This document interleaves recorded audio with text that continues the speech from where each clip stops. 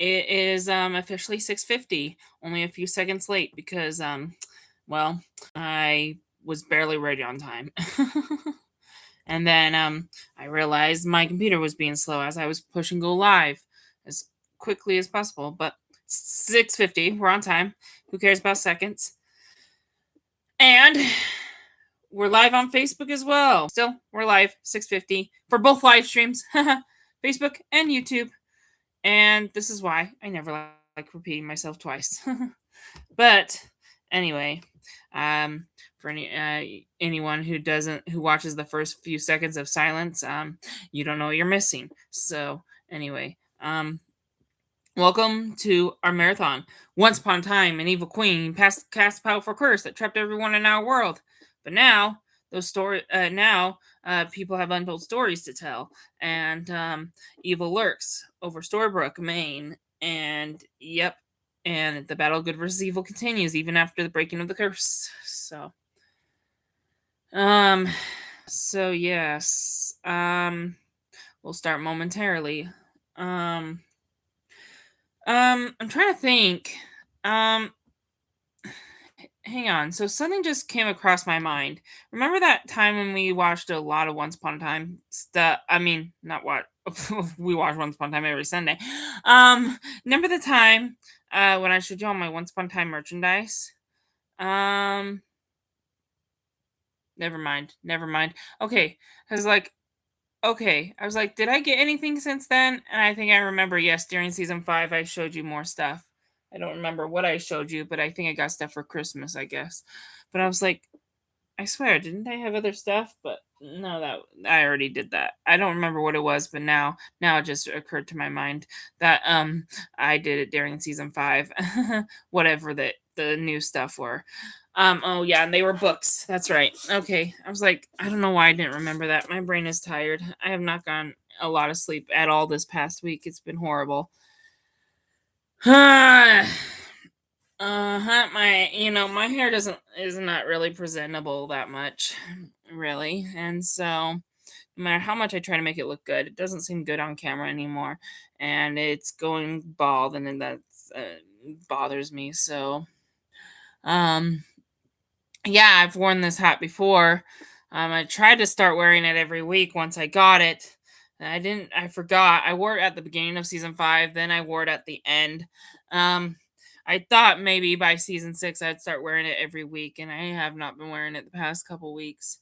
There were times when I wanted to grab it, but I was so busy getting the marathon started, I forgot right as we were ready to start. So anyway, and then sometimes I try to grab it first, but then for some reason, I don't know, I just hesitate and don't. I don't know. I'm like, oh yeah, maybe I'll set my live stream, and then anyway.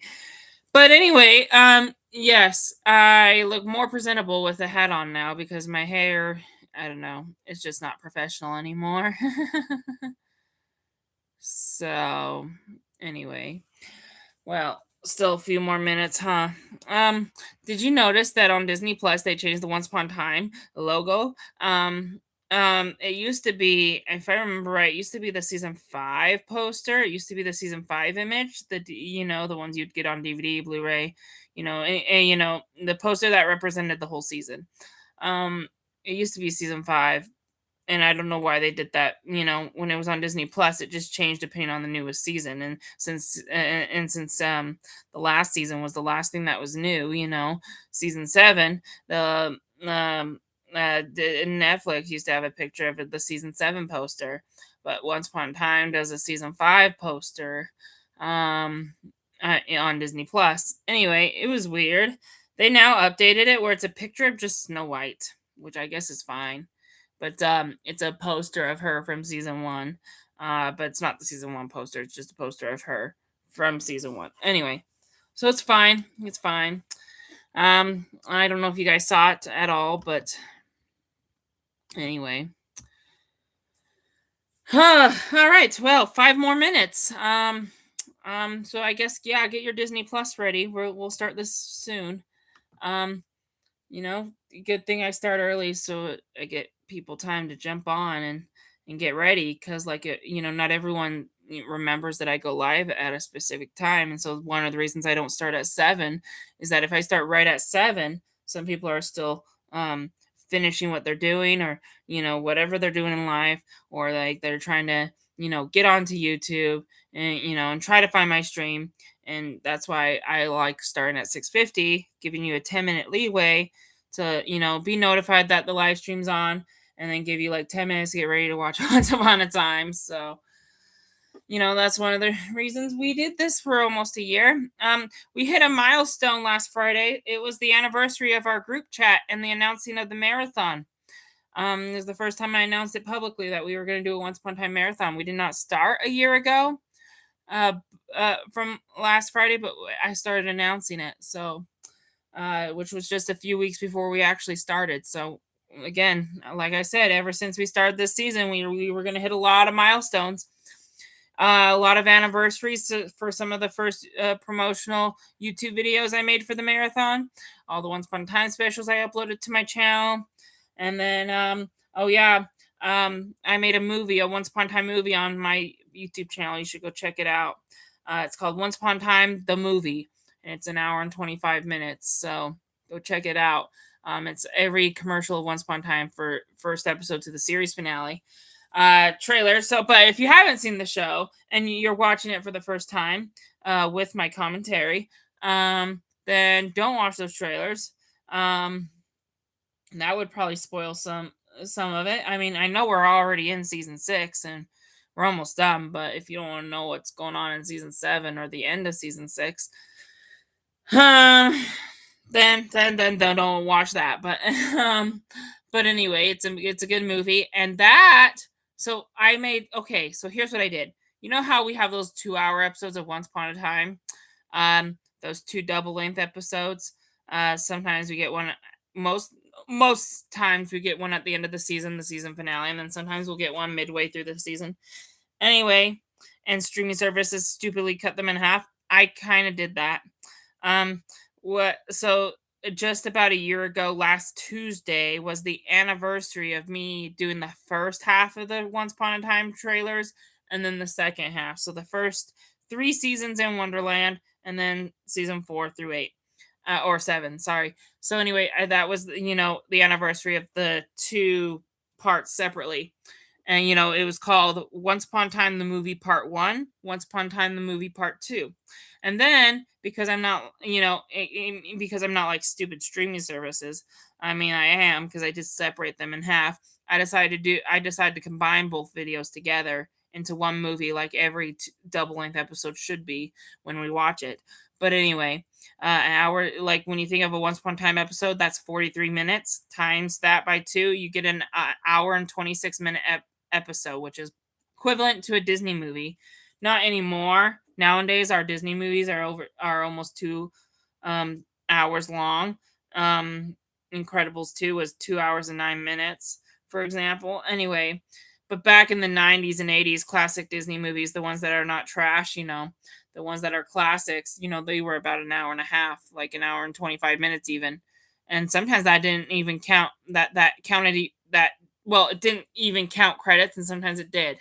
So I guess anyway. So yes, so Once Upon a Time is slightly longer as a trailer movie, slightly longer than an old Disney cartoon, and about the same. Anyway, yes, 2 Once Upon a Time episodes is the length of a Disney movie. And we watch 3 a night. So there you go. We're the modern Disney movies that go like over 2 hours. But anyway, I would watch, the anniversary of the video where I made those 2 videos as one is this Tuesday. I made it exactly a week later. I just realized that recently. So anyway, the last week was the anniversary of the 2 videos separate. The Once Upon a Time the movie as one big hour and a half movie instead of 2 45-minute parts. That's this Tuesday. And so anyway, again, a lot of anniversaries in the show. So anyway, not like you guys probably cared about that, but anyway, you go watch the Once Upon a Time movie on your own time. But for now, we're gonna watch our Once Upon a Time marathon on Disney Plus. So if you have your Disney Plus open, 43 minutes, 49 seconds, season 6, episode 6, Dark Waters. Before we get started, if you have Hulu or DVD or something else. It's probably not 43 minutes and 49 seconds. That's because Disney Plus adds their own credits separate from the episode. But just make sure you're about, you're 0 seconds into the episode, okay? Make sure you pause it as soon as you push play. But anyway, nevertheless, I'm going to count down. We're going to start right at 7, staying on time today, not delaying us overtime like I've done past Sundays. Ready? Okay. Remember, so some people like to push a second early. Do not push play when I say 1. I count 0 as a second. So wait until I say now. That's usually what I say for 0. So are you ready? 3, 2, 1, now. I'm just having visions, of course. Ah, and Aladdin. We met Aladdin last episode. Um, he was also a savior, but he used the shears of destiny. He used the scissors to cut his fate from being the savior.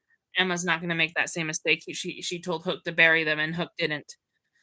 So yes, Hook betrayed Emma's trust. See what happens next. Hook, Hook is on the Jolly Roger, of course.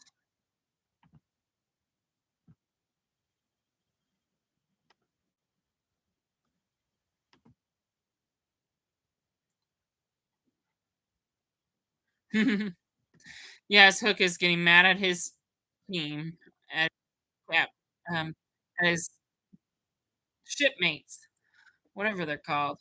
His crew. Yes.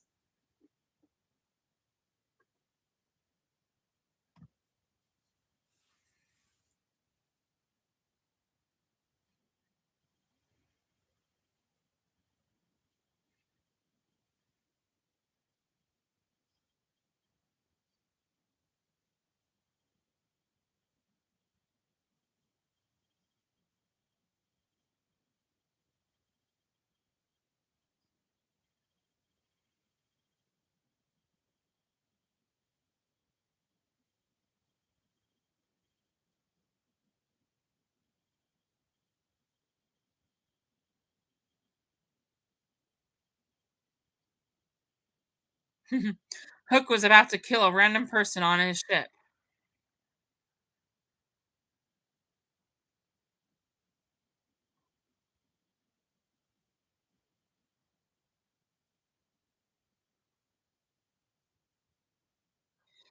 Hook was just about to kill a random.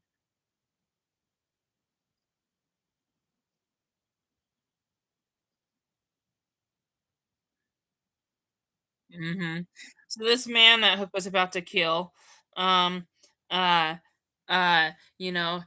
obviously he has people on his submarine that don't want him dead, and so they call out his name, and Hook's wondering what that is. He thinks it's a manipulative sea monster, but then it finds out it's a underwater ship,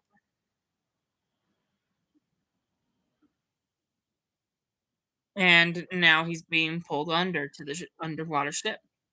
Hook put the shears of destiny in the garage. And our once upon a time title sequence is an octopus. Regina is about to face her sister. Well, her sister and her alter ego and the evil queen.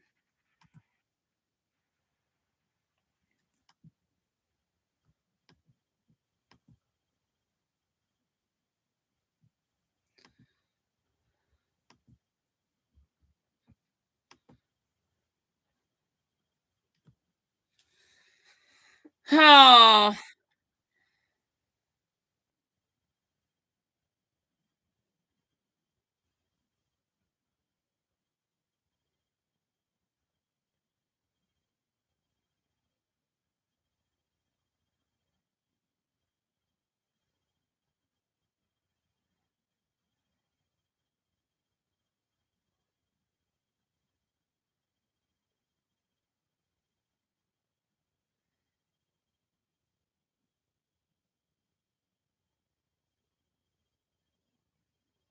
Jiminy Cricket is now free, tired of being captured and watching over a baby.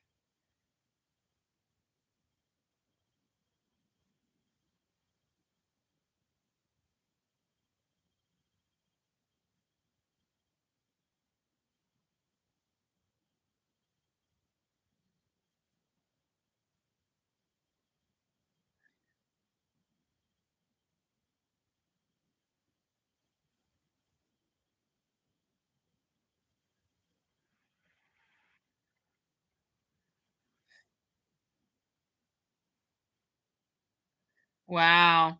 Evil queen is stepping up for her sister and almost killing the Charmings for upsetting her daughter.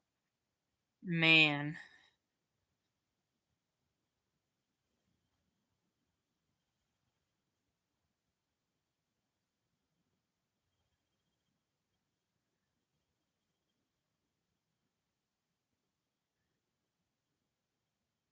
Hmm. Exposing him a secret is just the beginning.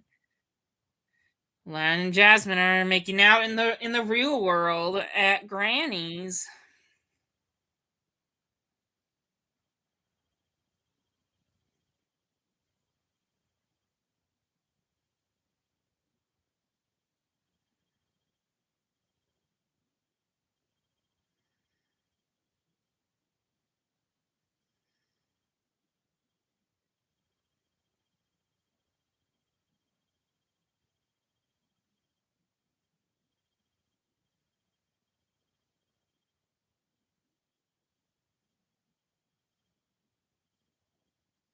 Mhm.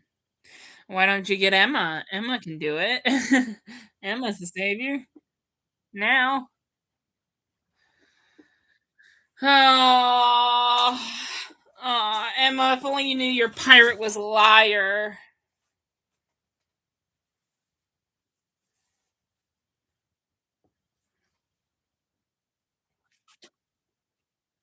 Wow. Aladdin has relationship problems.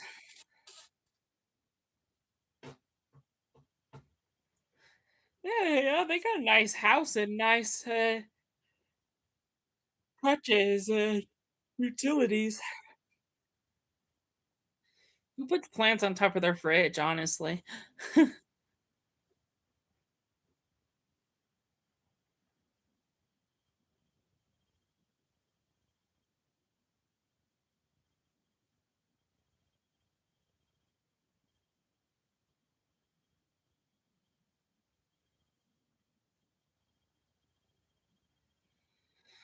Hook is kind of being mean to his son, or future son, possibly.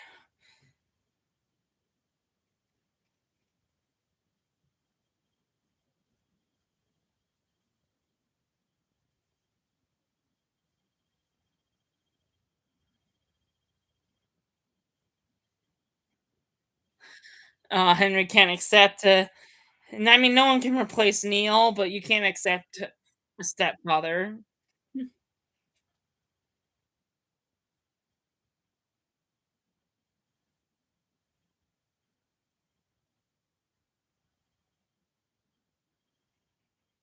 Hmm.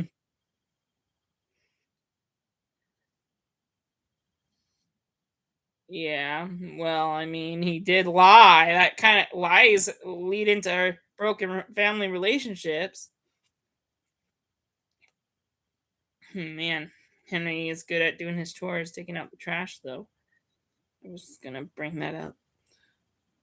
But yeah, Henry found the scissors. He knows Hook didn't bury them in the sea. He lied.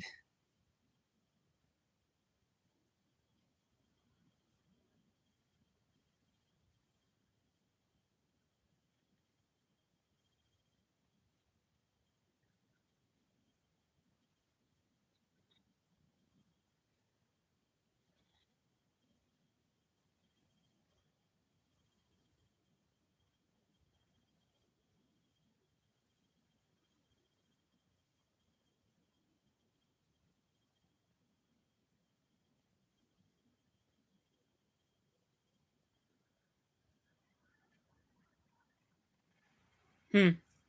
Yeah, now Henry's frustrated that Hook didn't do what his mom told him to do. Bury those scissors so that no one uses them against her. She wants, wants to stay the savior. Aladdin's gonna steal someone's money and car. Emma caught you red-handed. You're a bad thief.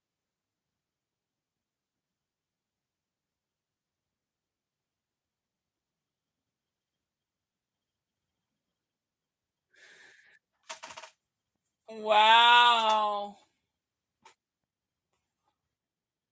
Wow. Aladdin and Emma, savior to savior. And Emma has to know that Aladdin's a thief, right? He was stealing that car.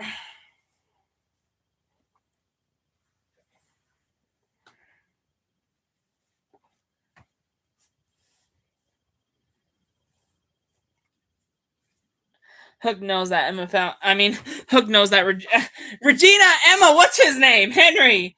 Hook knows that Henry found the scissors. I cannot say the name right. I said Emma and then Regina. What's wrong with me? I need sleep. Well, yep. And Hook has a. And then in the flashback, Hook has a. You know, arrived in the submarine. Trying to figure out where he is, and he's like 20,000 leagues under the sea. He's never been this low. He's always been on the high seas, but never under the sea. He's not this low. What kind of dark magic is this? You're just in the body of a robotic fish.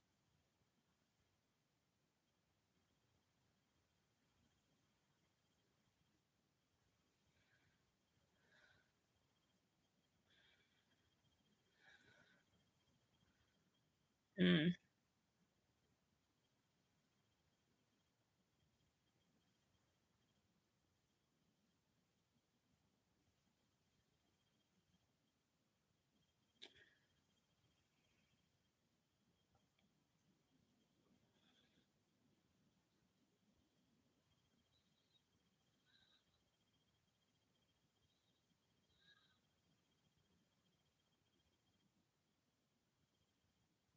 Wow. So Captain Nemo has a special weapon that can lead him to people whose hearts are filled with hatred and revenge. And Hook was one of those. It could probably also take him to Cora. Why didn't he try to fix Cora or anybody else when they were alive? Why is he all of a sudden just going after Hook? Yeah, so Nemo wants to give Hook a family, a place to call home, and Hook doesn't care at this point, right? Anyway, you know, yeah. So Nemo lost a family as well, and he regrets getting revenge ever since.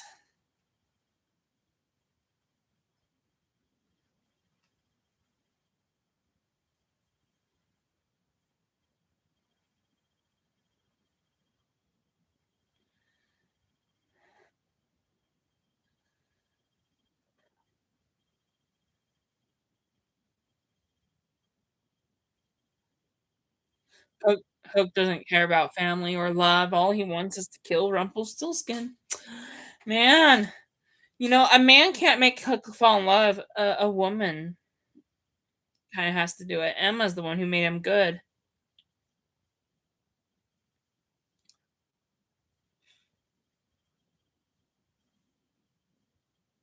It is interesting though, because that is kind of sexist to kind of be like, "Oh, only a woman could change my heart."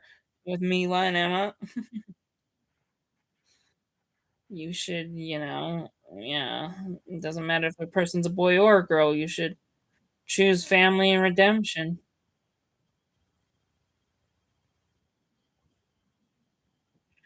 Henry Hook.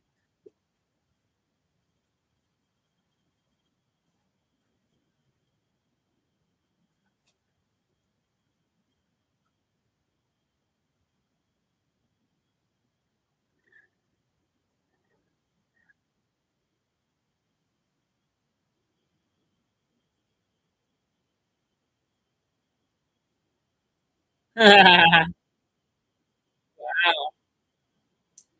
Wow. So, yeah, Emma and Hook I mean, Henry and Hook are having a fight about the scissors, and their relationship is, kind of broken, but now Captain Nemo or his submarine is here to save the day, and before they could escape, the guards already came aboard and forced them to turn around.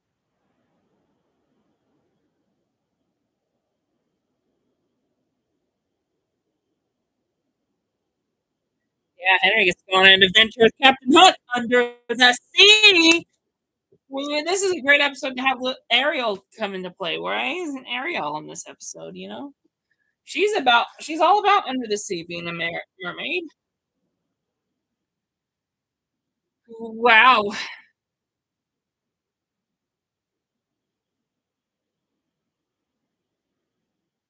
It's so someone's in the hospital and and that person's a refugee from the land of untold stories. Probably someone related to 20,000 Leagues Under the Sea. Oh yeah, this person was an Granny's. So he wasn't here during the Hope speech, obviously. Otherwise he would know about it and go to these heroes for help.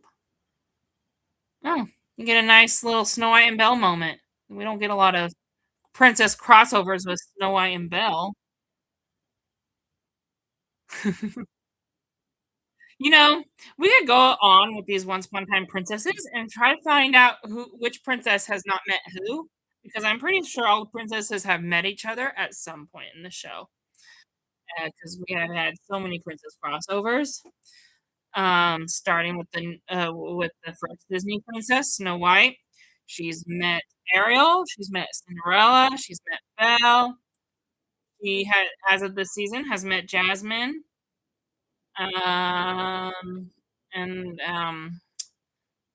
I know there's other modern princesses, but I'm trying to think of the main 6. Um, oh, Aurora, Snow White's met Aurora, so there you go, 6. And then there's Mulan. Pocahontas is not in Once Upon a Time at all, so that doesn't count. Merida, Elsa and Anna, and then that's about it. Oh, and then, and well, yeah, Tiana is not in the show, until later, but doesn't need Snow White. And then, of course, we got Rapunzel, but only Charming met Rapunzel. Rapunzel never crossed over with any princesses, so we'll just not count Tiana and Rapunzel. So, yeah, Snow White has crossed with all the main princesses before the early 2000s. Oh, yeah, we're counting Merida and Elsa and Anna, though, that's after the 2000s, I guess, never mind.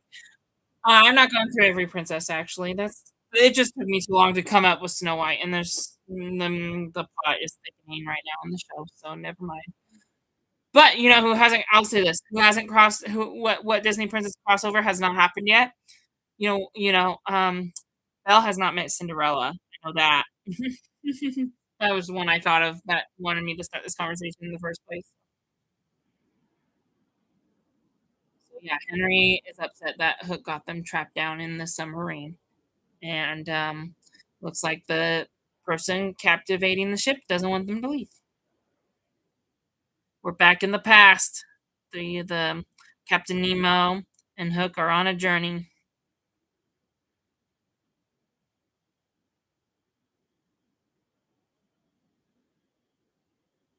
and yep.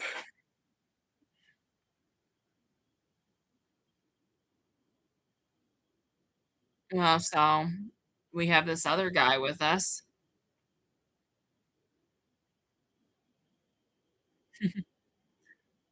Who's this other guy next to Nemo and Hook? You're probably wondering. We're about to exploit a secret in this episode.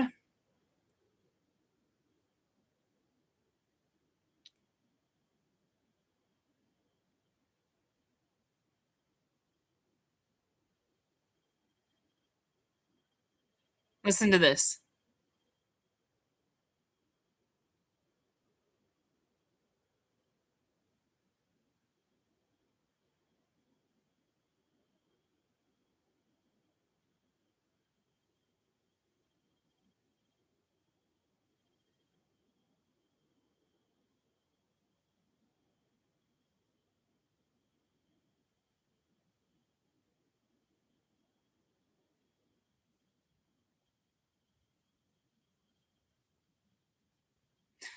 Little does Hook know that when when this kid finds out that he was the one who killed his parents, that's not gonna be good.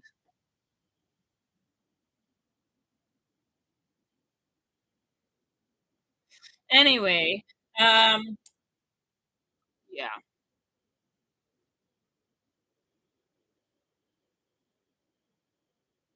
Well, Hook was about to run away because his quest for vengeance was wasted by treasure with Captain Nemo.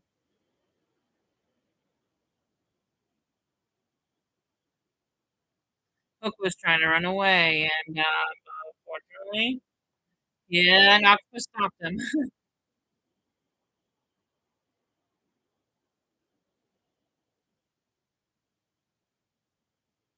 Yeah, Captain Nemo threw a spear into the octopus, allowing him to save Hook and Liam's life.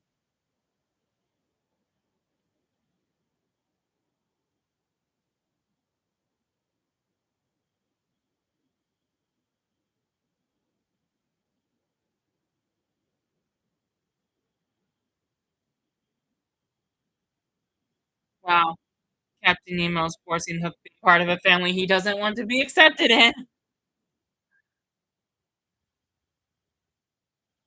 Not every day Rumpelstiltskin makes a house call, that's funny. Not the first time.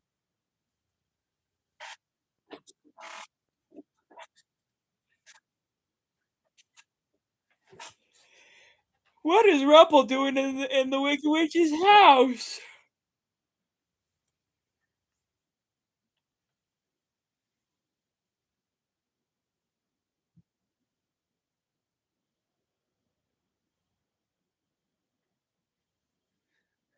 Well, Evil Queen is mocking Rumple for being a good teacher, and he's like, "I do remember my old lessons."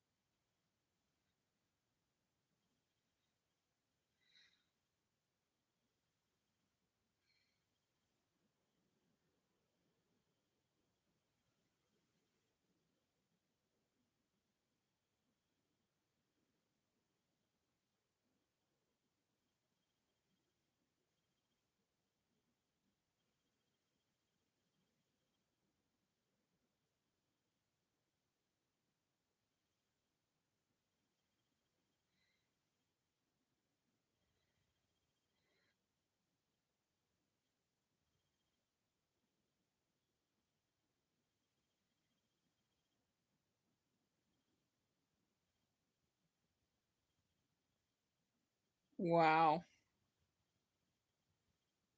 So the evil queen just made a threat saying those scissors are Rumple wants the scissors of destiny, the ones that could cut you from being the savior. It looks like it can cut anyone from their fate, not just the saviors.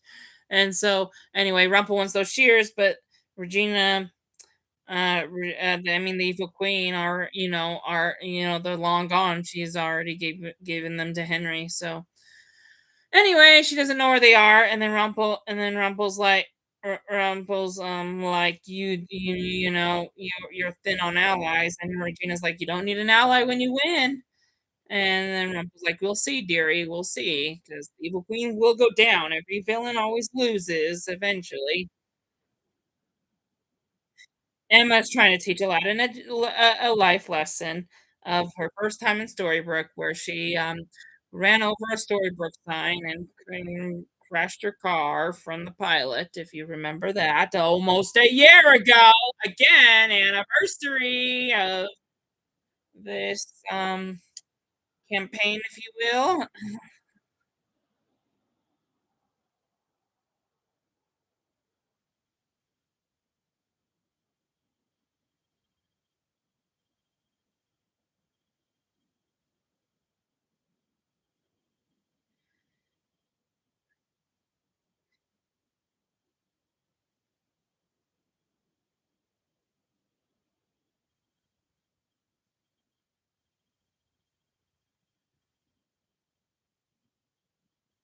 Listen to that, that's important. Did you hear what Emma just said? You know, every time when she has her visions, she keeps thinking about her family watching her die and then wishing she never became the savior. She's just, She's just talking about all the bad thoughts she has every time when she has the vision. And throwing those scissors away is a great example of courage, knowing that she's willing to face her destiny. Like how in life she's willing to follow God's plan and not some other road. Anyway, anyway, she's willing to face her destiny as the savior.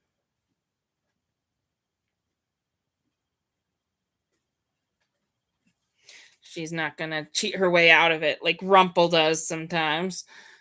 And that's why he wants the scissors for to cut his son from his fate of not hating him.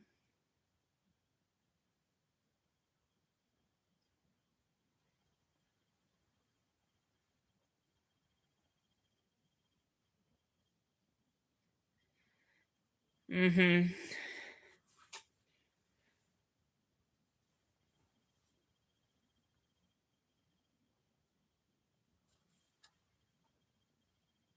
So we're getting flashbacks from season 5. Remember when Hook was the dark one? Right before he destroyed the darkness, we had a flashback of Hook and his brother Liam and how their father abandoned them. And then when Hook was older and he was enlisted to kill Cora, the Evil Queen needed to see what kind of man he was, and he was tasked to kill his father. And if he killed his father, the Evil Queen would hire him to assassin her mother. So anyway, it was a test, and Hook passed with flying colors by killing his father. But he did kind of know, but little did he remember that he left a son fatherless, just like he was. When his father abandoned him, he came back for revenge and killed his father.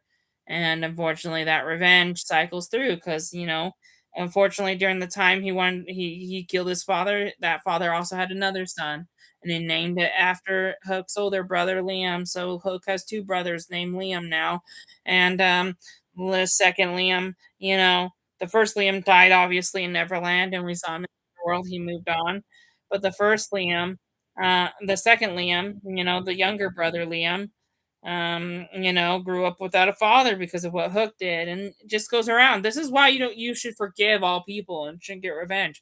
The moment you kill someone for killing someone you love, you're gonna ruin someone else's life, and they're gonna want to kill you, and the revenge cycle just goes on, and bloodshed never stops. So it's like that's why revenge is never the answer.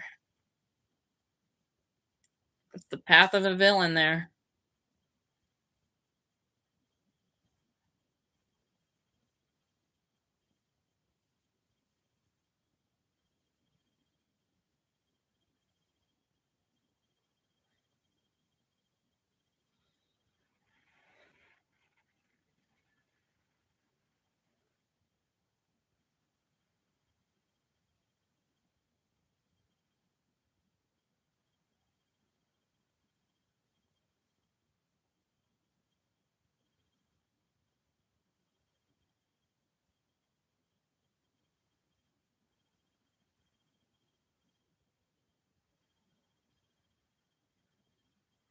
So Hook is coming to the realization that Captain Nemo's first mate, so the other person that was with them hunting for treasure, you know, is actually Hook's younger half brother Liam. Same father, different mother. Anyway, he's just realizing that he's the killer, and if Liam finds out, this is not good. Anyway, he recognized a dagger, a knife from his father. That's crazy. How is silverware a sense of how is a silverware a sense of sentiment? I if someone gave me a knife, I wouldn't remember them by the knife unless their initials were on it. Anyway,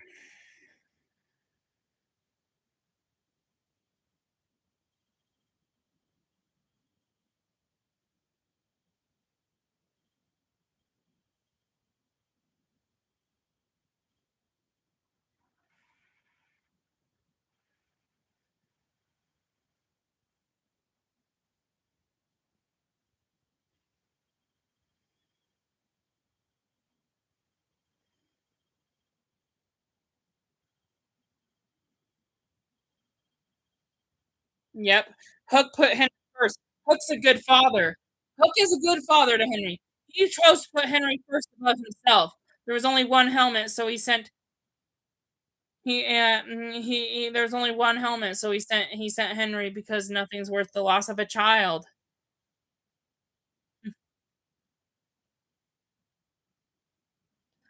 Wow. So Liam, who once was decided not to get revenge because he found a new family with Nemo, is now back to getting revenge. So now that the story is unfolded and there's no spoilers, I'm gonna say this. Remember the story back in season 5? Um, actually, I've already said it, never mind. But, like, it turns out that, that's coming back to play here when I told you in season 5 to remember this story because it's gonna play out later, right now in the season, so, later back then, but now it's now, so.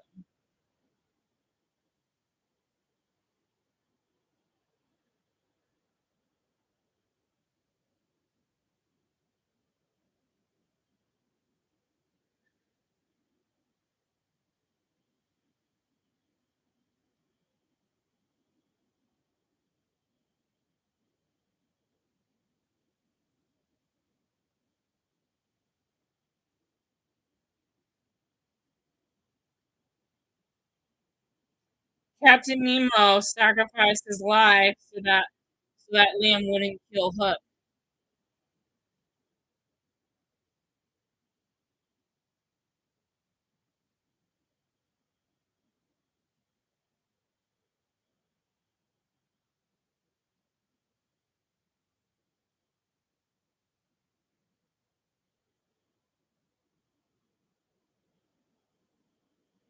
Mhm. So, yes, in the flashback, um, Hook, he found his half brother Liam and crossed paths with him, and the encounter was nice at first, but when Liam found out he killed his their father, it did not end well, and Hook escaped, so now he's back in present day to get his revenge. I kinda wish this Liam met the older brother Liam. That would be nice to have 2 Liams, talking to each other. That would've been cool, but oh well. When they introduced us to this character, it was right before the Underworld arc, and they didn't even bother bringing, him up for the Underworld arc. Mainly because, we haven't really met him besides being a child, and so maybe it would've maybe it's good that he's not dead, in the Underworld because now we get to meet him when he's alive. We met the older Liam already in Neverland, so that's why it was okay to see him in the Underworld, but not this Liam. Have you ever had 2 brothers with the same name before, guys? Let me know, because that's pretty rare to have 2 brothers with the same name. One older brother, the same name as your younger brother, that's crazy.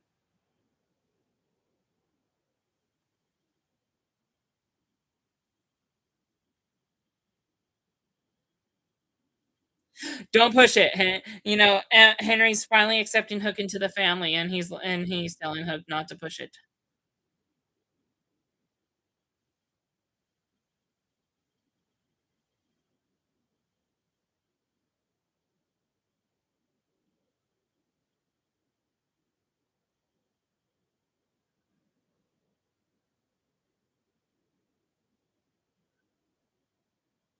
Hook is not about to let Henry go motherless. He's not gonna let Emma die in the final battle. Good job for you.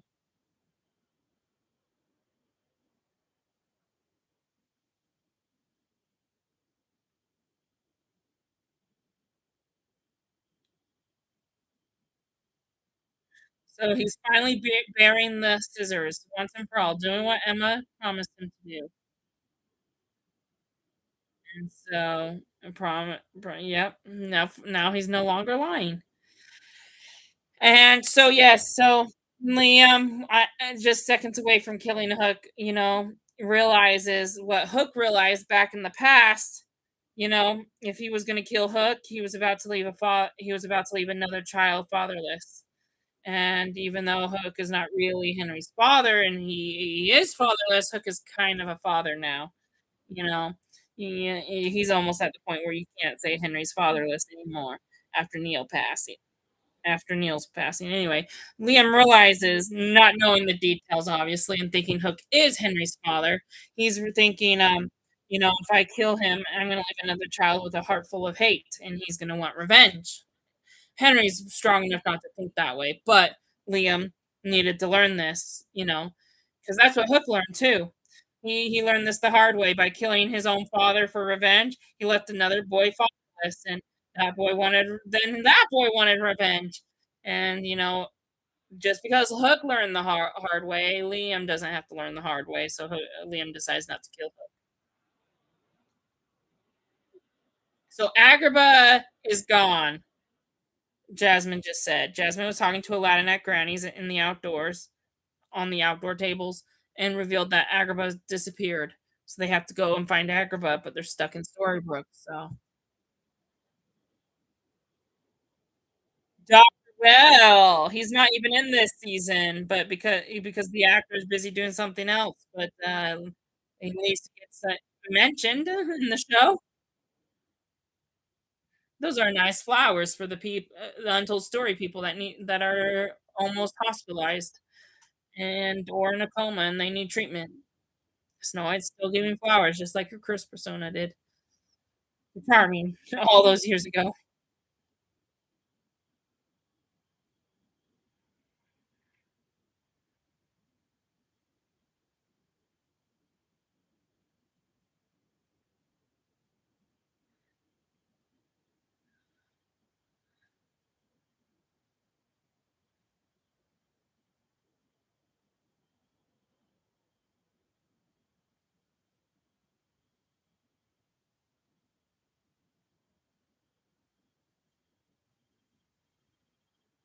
So Belle, she's telling Snow White about the dream they had.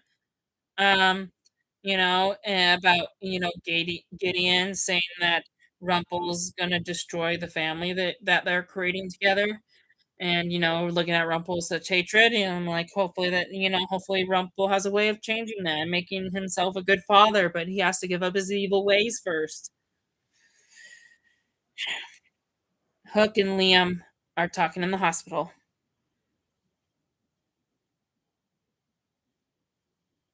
Listen to this. This is what I was talking about.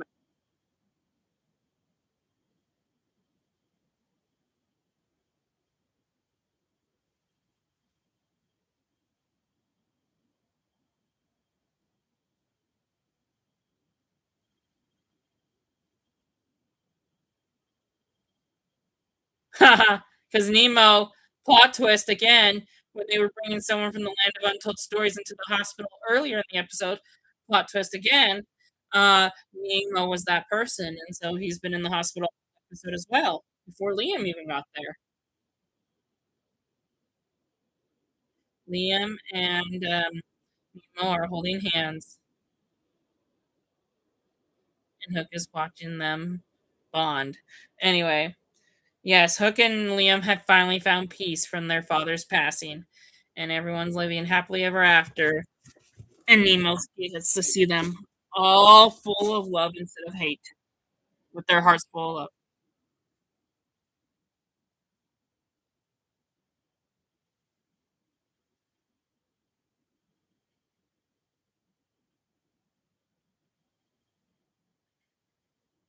Yeah, tell the truth. Tell Emma what happened.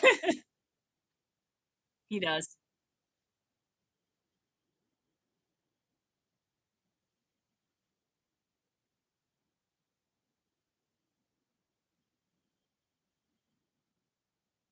So Hook's telling Emma the truth about not hiding those scissors.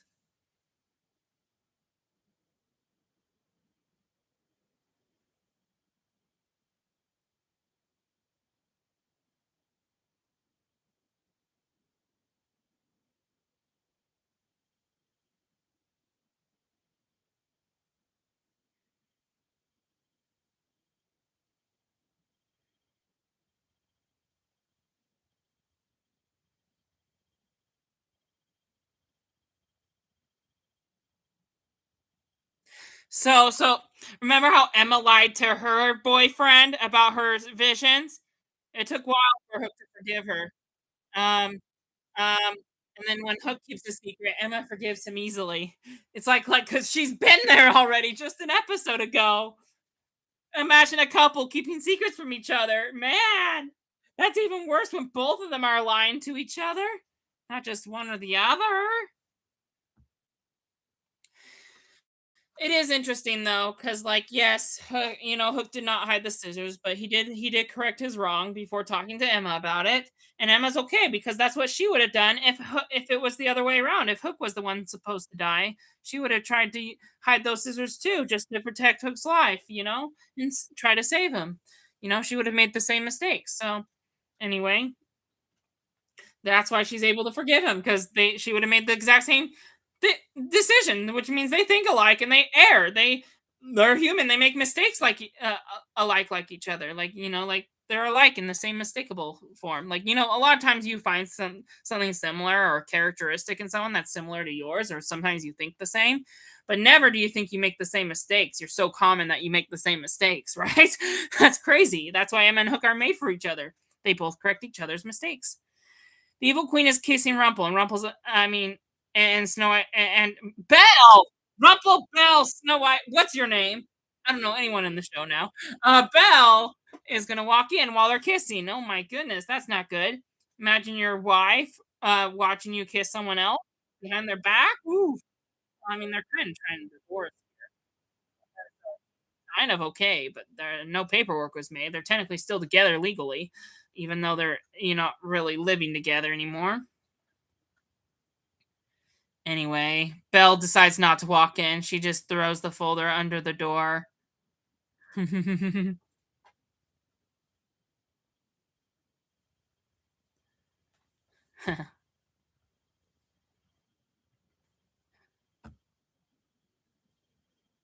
Plot twist, the evil queen has the scissors and he's giving them to Rumple, making a deal for it. The Rumple's enlisted to help the evil queen get her happy ending by taking Snow's heart and putting it on a plate. She decides not to let these untold stories. It's kind of a wasted plot twist, a wasted plot hole. Because yes, I know the evil queen's main job was to get Snow White's heart, and some people miss that. But like Snow White's beating heart, yep, that's the end of the episode. But anyway, but like here's the one thing I didn't like about season 6 is the fact that I think it was a smart move for the evil queen not to get the revenge on Snow White this time around. I think it was just to let the untold stories do her work for her. I think that was better because now we're just rehashing what she wanted to do in season 1, and it's not that interesting. It's kind of this next episode's going to be a wasteful episode, by the way, but it's okay. It's still good to watch. Um, but if you are tired of Snow and Charming, I can understand why this one would not be a favorite at all. It isn't one of mine. Nevertheless, whether it's the worst episode or one of the mid ones, we're gonna watch it, but before we do, Regina, the evil queen. I think it would have been better if she continued to let the untold stories play out because this was on the air, that's what I was excited for. Kind of was a little bummed out when she decided to change her mind 7 episodes in, or I guess 6 episodes in, because that's the end of episode 6. But leading into episode 7. Anyway, she decides she doesn't want the untold stories to play out anymore. She's growing impatient, and she just wants to get what she always wanted, which is Snow White's heart on a plate. She decides that what revenge she wanted before was way better than what she wants now. Um. Anyway, Rumple's helping her realize that, and anyway, it's kind of stupid, honestly. It doesn't up the game or scales. It feels like we're back in season 1 in some way. I would rather have her. I think the Untold Stories was an upgrade from the past 5 seasons, and that's what they should have stuck with. The Evil Queen should have let more Untold Stories play out. This is the point in the show where they stop doing Untold Stories. Speaking of which, because now they're focused on other things. Anyway, maybe they found out that wasn't maybe on the air they found out it wasn't viewership wise it wasn't as successful. Um, uh, uh, as the previous seasons were, and so maybe they decided to abandon the whole untold story plot because Again, you're not doing half season arcs anymore, which again was way smarter than season 5. I wish we had more underworld episodes, right? I think that's great. We get more untold stories. 22 episodes a season means 22 untold stories, and I'm surprised we don't get 22. We stop after 6 untold stories. But that's okay, cause not all the changes of season 6 are bad. A lot of the changes they make after they stop the untold story plot, and some of the ones I do like are episode 10. I really love the wishes that are made in that episode. I'm not going to mention more than that. I really like Charming finally finding out what happened to his father episode, which we'll get to later in the season. The musical episode, the actual final battle. Well, there's a lot of episodes, that I really like. And like even again, the musical episode could be considered an untold story. We didn't know our characters could sing. Anyway, and then I guess Charming's father episode kind of can count as an untold story as well. It's just an untold story from beyond the grave about trying to find peace with his father. But anyway, regardless, you're not gonna like every single episode of Once Upon a Time. But generally, the season is good, just generally speaking, not counting certain episodes. So anyway, we're gonna get through this one though. This one does have this one yeah, it is most well, it's not most unliked. There's a lot of season 7 episodes that are most unliked by fans, but this is one of the unlikable episodes. Not the worst episode, just kind of mid or towards the bottom. But anyway, but it's still a good episode. We're gonna watch it. The evil queen's finally gonna get her revenge by getting Snow White's heart, and she has a potion that can kill the whole town. And if Snow White doesn't give her heart up. So anyway, so let's just get watching it, I guess. Um, the episode following that is going to be really great, though. So you might as well stick around, even if you don't like this episode. The one following is going to be great. So for anyone who doesn't know, the timestamp is 43 minutes, 49 seconds, unless you're on DVD or Blu-ray or whatever. We're gonna start the countdown. I just want to see who's watching. Okay. Okay. Cool. Only a couple people. Okay. Ready? Okay, we're gonna start the countdown. Ready? It's called Season 6, Episode 7, Heartless. All right, not when I say one, when I say now. 3, 2, 1, now. No previously. There's no previously. It just goes right into the episode. Woohoo! Well, we'll get a title sequence eventually. I got a buzz on my phone. What was that about?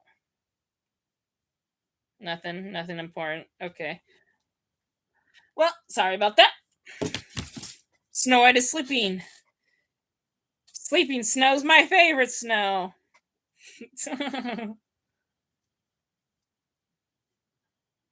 She's in the dream world. We've seen the dream world many times when Henry was in the sleeping curse, when Belle was in the sleeping curse. Dream world is usually only when you're under a sleeping curse. So it's surprising Snow White is in a dream world right now because she's not under a sleeping curse yet. The evil queen. Wow, wow, that was scary. She was a distance and then she poofed right in front of Snow like Dr. Frankenstein. That's scary.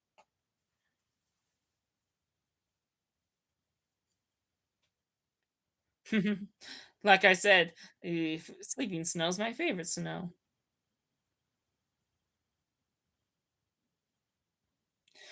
Regina's trying to, as an evil stepmother, is trying to rehash her evil stepmotherhood. When Snow White was 15, she got a horse for her birthday and she was glad. And the horse was bowing to her like she was the queen. And Snow White, was definitely, a good person in that regard because she was meant to be the future queen. And people, all the loyal subjects bowed to her instead of Regina. Regina was kind of angry and upset about that because they don't know what she did. She couldn't keep a secret. Good story.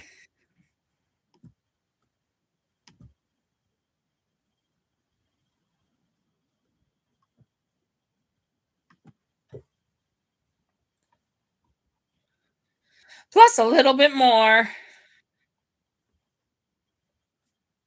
Your beating heart in my hand. Yup.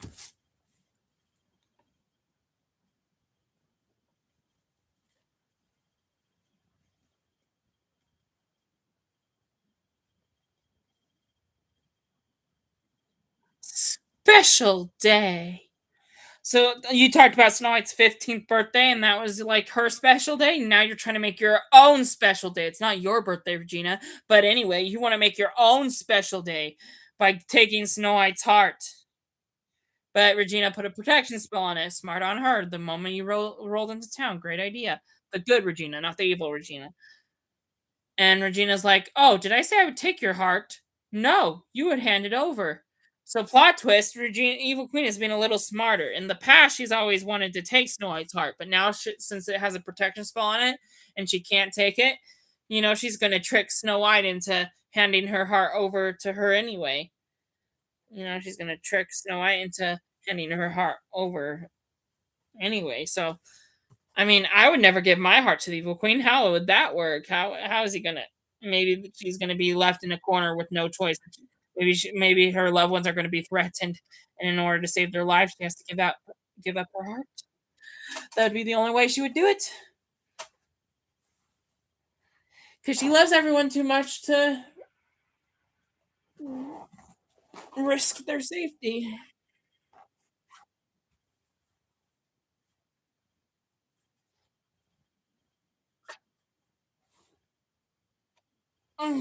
I love stretching, guys. I can't get this hat to stay on pretty well. Snow White's heart as a bonus.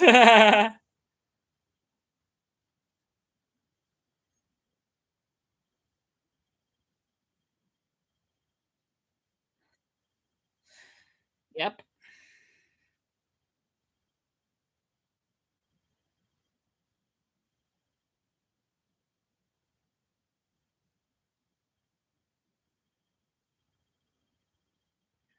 So yeah, so even though Hook tried to bury the scissors under the sea, looks like Regina caught them under the sea and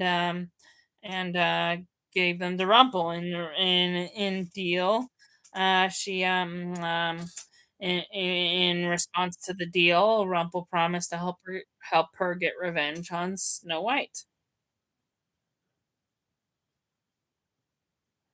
Wow, Regina has the evil queen. I should not call her Regina to distinguish the good and the evil. Evil queen. Um, the evil queen's like, I have a lot to do before Snow's last breath. Wow, you got like a checklist or something? Anyway,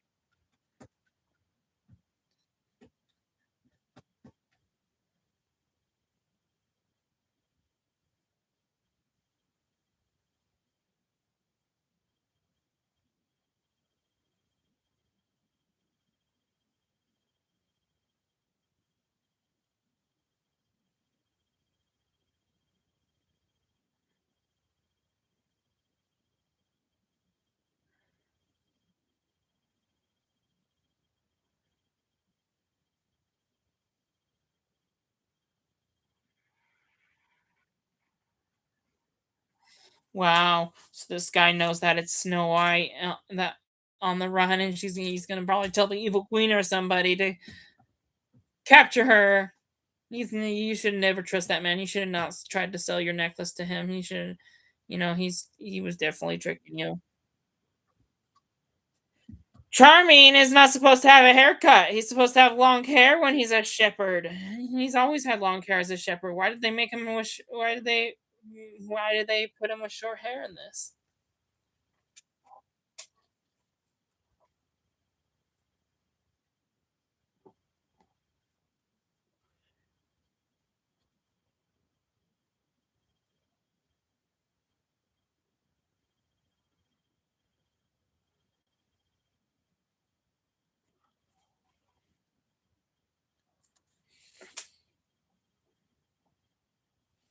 Hmm.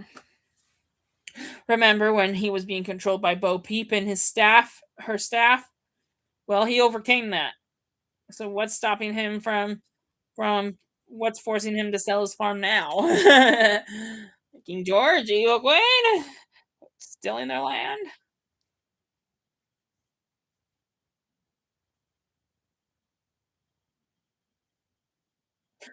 Run! Someone's after you, Snow White. Luckily, Blue Fairy, being her best friend, warned her.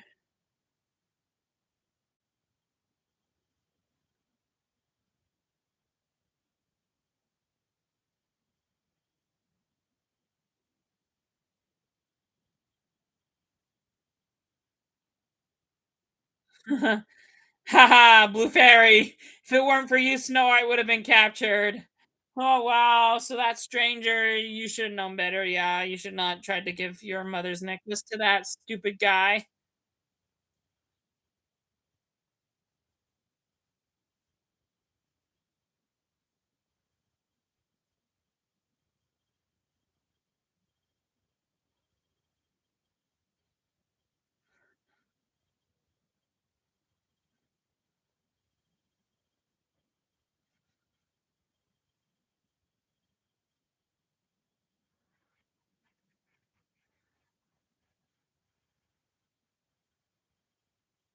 Hmm.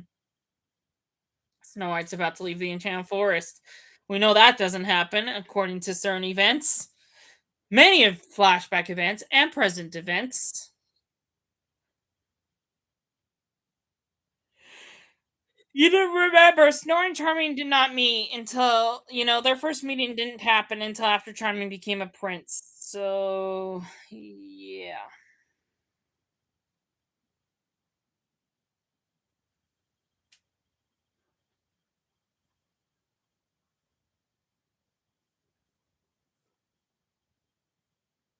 Hmm. And who's to say Charming had a dog? That was not there in season 4 or season 1 or season 2. I think they just throw in plot holes to make it more to more modernize it or something.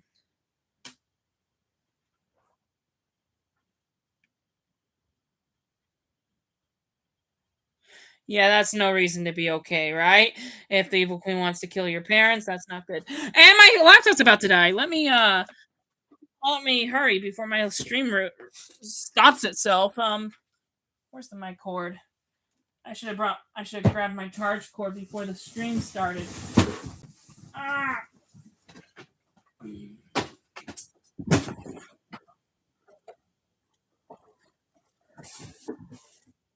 I hate when that happens. I'm like I usually have it plugged in while I do a live stream because my battery doesn't last the whole stream. It dies in about an hour or so after I do a stream. It was all the way charged when I used it. But anyway, usually I keep it plugged in because I know the battery can't last 2.5 hours like our live stream does. So, as much as I thought I was being prepared with headphones and the Disney Plus setup and everything, it looks like I wasn't as prepared as I thought because my laptop was, about to die. And I didn't realize it wasn't plugged in before I started the stream. So, good thing the computer warned me. If I didn't get warnings on my computer and it shut down while we were streaming, I would have been so upset.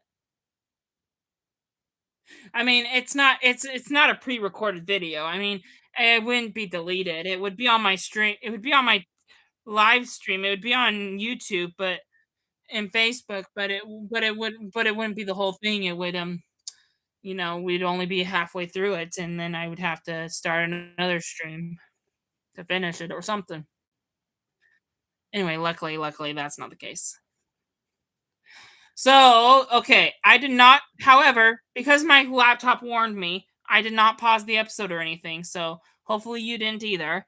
Um, but as Charming is playing with his dog, let me try to catch up of what's been happening. Um, Actually, now I don't remember. Oh yeah, okay. So Regina, so the remember the potion that the evil queen gave Snow White, the potion that Rumple gave to the evil queen first of all in return for the scissors. That was their deal, and the potion is how the evil queen's going to get Snow White's heart. It's a as we found out when I was charging my laptop as we were finding out. We found out that the potion is not a potion at all. It's water. And Hook's like, wow, wow, okay, great. Now I'll never drink that stuff. Rum would never do that. No, just this is not just any water. This doesn't mean you should go be drinking drugs because that's safer than water. No, that's not what the message is here, people. Hook was just joking. But anyway, no, it's water from the River of Lost Souls. Hook brought it back with him when they left the underworld. So Rumple brought it back with him after they left as they were leaving the underworld. So Rumple has a supply of River of Lost Soul water. And so anyway, it could makes people feel lost. So don't drink it, because there's no going to the underworld, there's no going to heaven, there's no going to hell, there's no going to any of those places. You just go.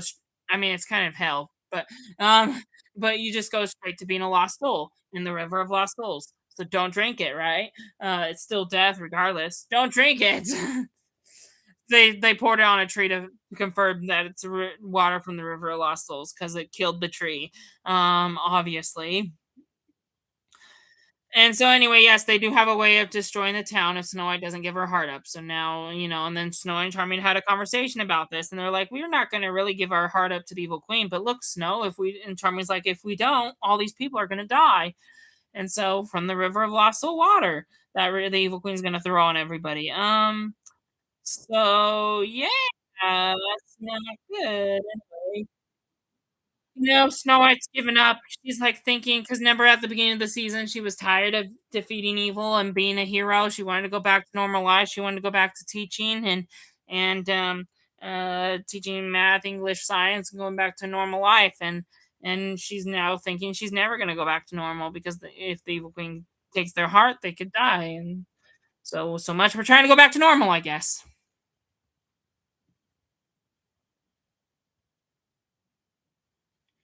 And then in flashback, Charming follows a dog and finds the person who tried to kill Snow White, but he didn't meet Snow White back then, and so he doesn't know that this stranger is about to kill Snow White, and he's walking with a stranger.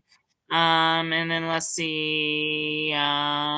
Snow White is with Blue, the Blue Fairy, and they're planning they're Blue Fairy and Snow White are planning an escape from the Enchanted Forest. They have a Snow White sold all her mother and father stuff.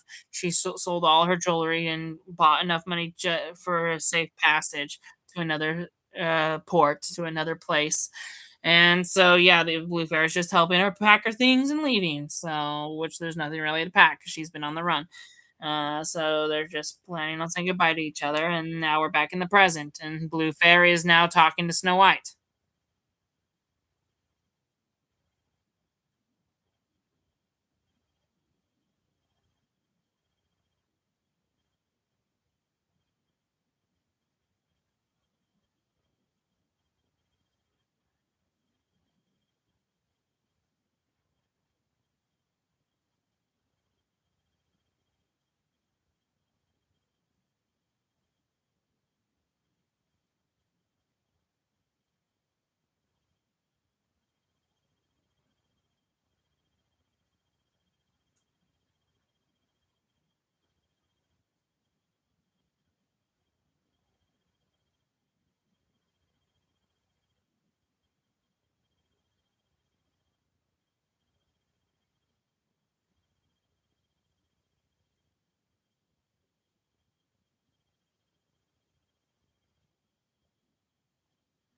That's gross.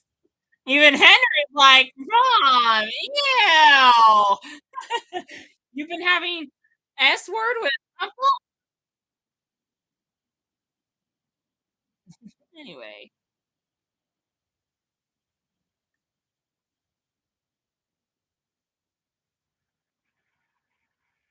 wow. Oh no, the Wicked Witch has a pet bird that as her eyes and ears in town, and so she knows. Oh no, it's part of Regina's plan. Never mind. She knows that they're going after a sapling in Storybrooke. Blue Fairy. So there's a sapling. There's a plant called a sapling, and it has the ability to reference people, someone's first true love, and yeah.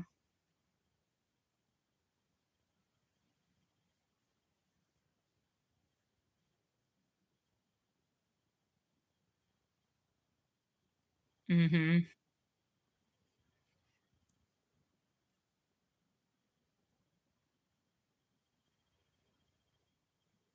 Wow, Regina's turning a little. I mean, the Wicked Witch is turning a little green. She's jealous of the evil queen falling in love with Rumple.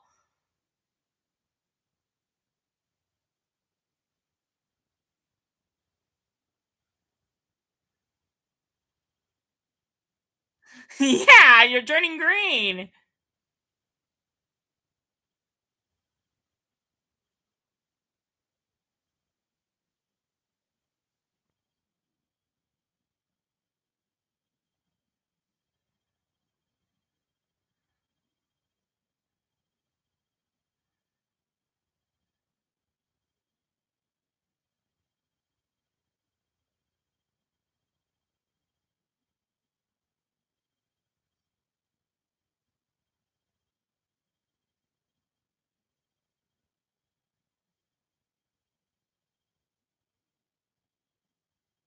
Yeah.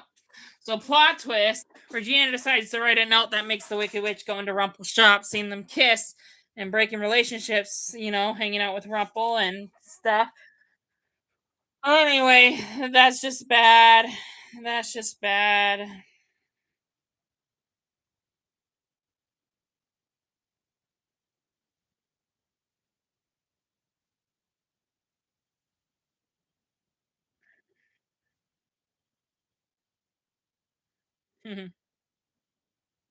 Yep, Snow and Charming are in good company together. But yes, after the Wicked Witch saw Regina and the Rumple kissing, she was jealous a little bit, but then but in the Wicked Witch blamed Evil for a note that Regina wrote, and she didn't write it. But the Evil Queen and Regina have the same handwriting, so I mean, it's easy to frame somebody, isn't it? Unfortunately, though, they know there's two Reginas, so you can't just frame it. You can't just frame the Evil Queen that easily. Um, Obviously, they're being played. Rumpel realized, and they're gonna find the sapling now. I think you made things a lot worse by doing this. You could have just found the sapling and they wouldn't know.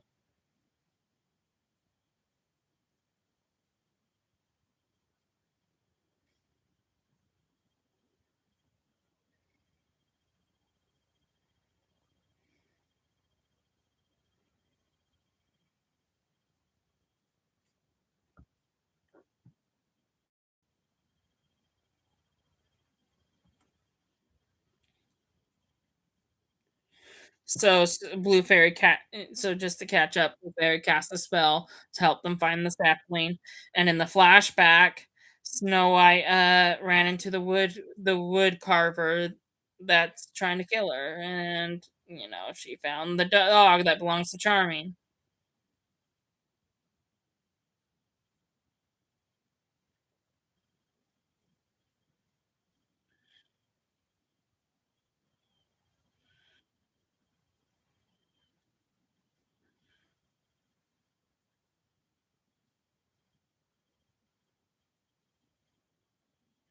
Well, he kidnapped Snow White. That's not good.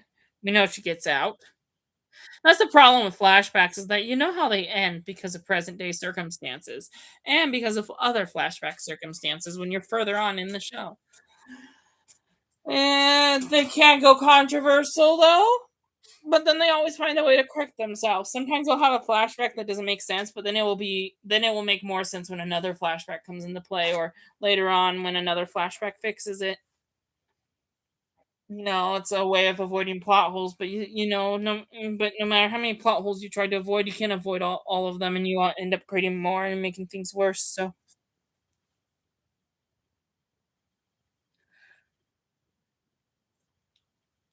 wow, it wasn't the first time they went to the Troll Bridge. Remember when they found the Catherine's heart? Now they found a secret passageway. It's kind of funny.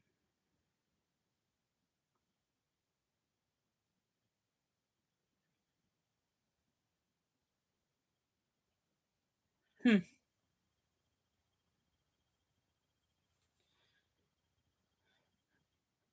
Hook is playing in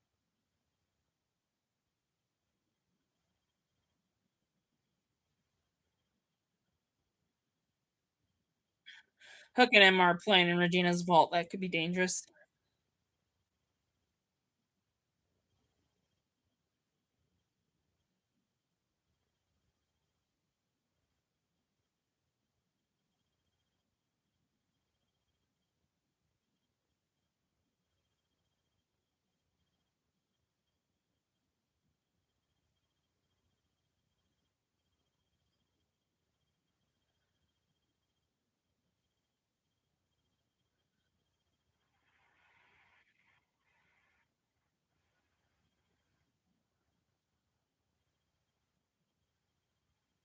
Huh. Hook's gonna try to make Emma better by getting her to shut up. Because she's scared of being a hero and Hook's tired of it. You need to be brave, Emma. You've been brave before. You don't need to decharacterize yourself and progress your character growth because of a vision.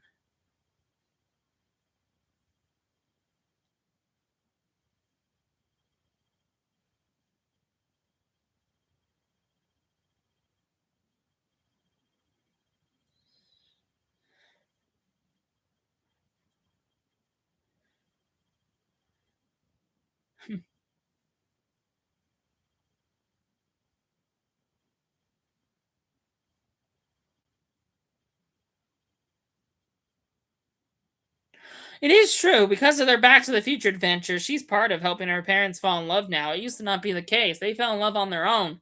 But now because Emma interfered with that, just like Marty did, she helped them get back together. So she's kind of the one who started their love, honestly. Now remember who you are, Emma Swan. You're the product of true love. You're their savior. You broke the curse. You can overcome any obstacle, any villain, any plot that comes your way. Don't give up. Even if the evil queen does win and Snow and Charming lose, you will win this fight. Or you'll lose and find another way to win. You defeat other villains. You survived other villains in the past, even when you lost against them. You survived the other villains, so what's wrong? Oh, so that's a plot twist. Snow and Charming weren't supposed to meet until he became a prince, and now they're using this flashback to say that they've met before then. They just didn't know each other.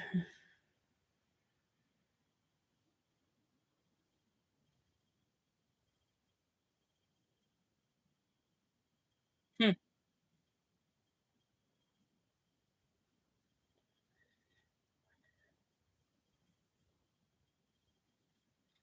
There's the sapling. Snow, Charming, and Regina found it.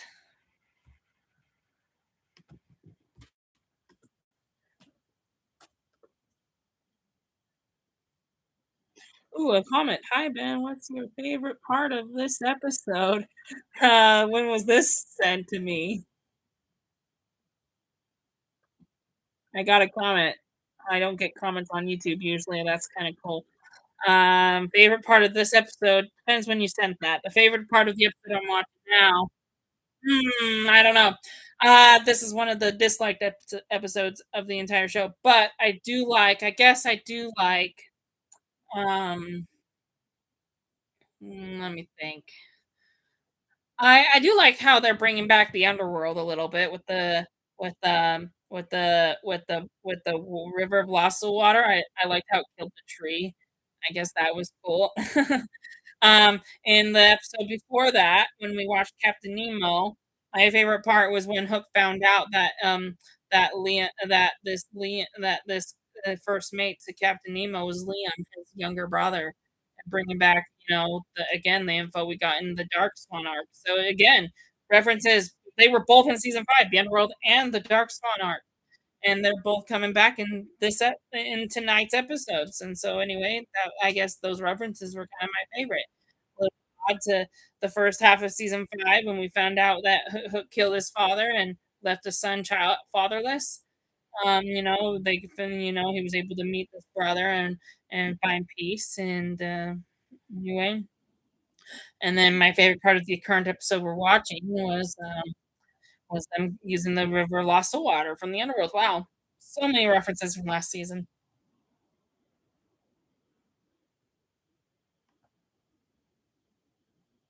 And let me see if we have anything on Facebook. Nice hat, Dad says 25 minutes ago. My dad never usually jumps on these live streams. Nice hat. Um, no, do not have over your heart. No, do not hand over your heart. Hi from Taylor. Well, okay. Well, some of my family's having a party for one of my cousin's birthdays. Anyway, so yeah. So yay! We got comments on Facebook and YouTube. Woohoo! I wish they could keep them going. I watched many live streams, even unpopular YouTube channels that don't have a lot of subscribers, and yet they still get a lot of comments, like almost every single second. Don't know what's wrong with me, but anyway, keep the comments coming. You should be leaving comments, even if I don't answer them until after the episodes. That's fine. I leave some time at the end to answer those. A lot. It's just since no one leaves comments, I end up talking my way through. But I can stop talking and answer those questions if you send them. There was a couple weeks ago, my mom was gonna send a question, and, she said, "On your next live stream, I'll think of a question to send to you." She never sent that. She never did. Keep sending the questions. Alright, anyway, I so got distracted. Okay, so what's been happening in the episode since I've read those comments? Let's see, Charmin's been knocked out. oh, then he saved Snow White from freeing Snow White from capture, and, oh, giving, sapling of true getting tokens from Snow White and building a sapling of true love in the past, anyway. In the present, oh, yeah, they found the sapling, but the evil queen ripped it and decide, "See you at the cemetery soon enough, secret place for endings." Well, death is not a funny ending you should joke about, evil queen. Um, so, yes, and so, anyway, they put in anyway, when Snow and Charming touched the sapling, all the memories of their love came back roaring at them, and here's why this is not their first meeting, because in this flashback, yes, this is the first time Snow and Charming talked to each other, but they didn't actually see each other because even though Charming freed Snow White from the cage, um, she didn't see Charming's face or Snow White's face. Wow, Snow White saved his life. Wow.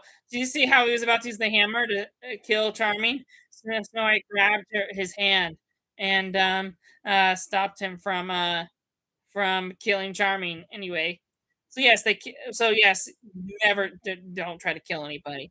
But you know, it was out of defense of saving yourself, your own lives.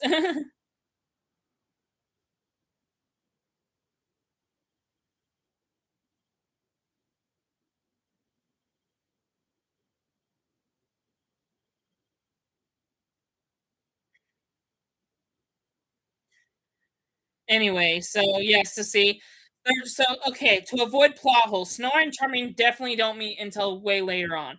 And so to avoid this plot hole, yes, Snow Charming is trying to save Snow White's life, and this is before he became a prince. He's pretty much a shepherd David right now.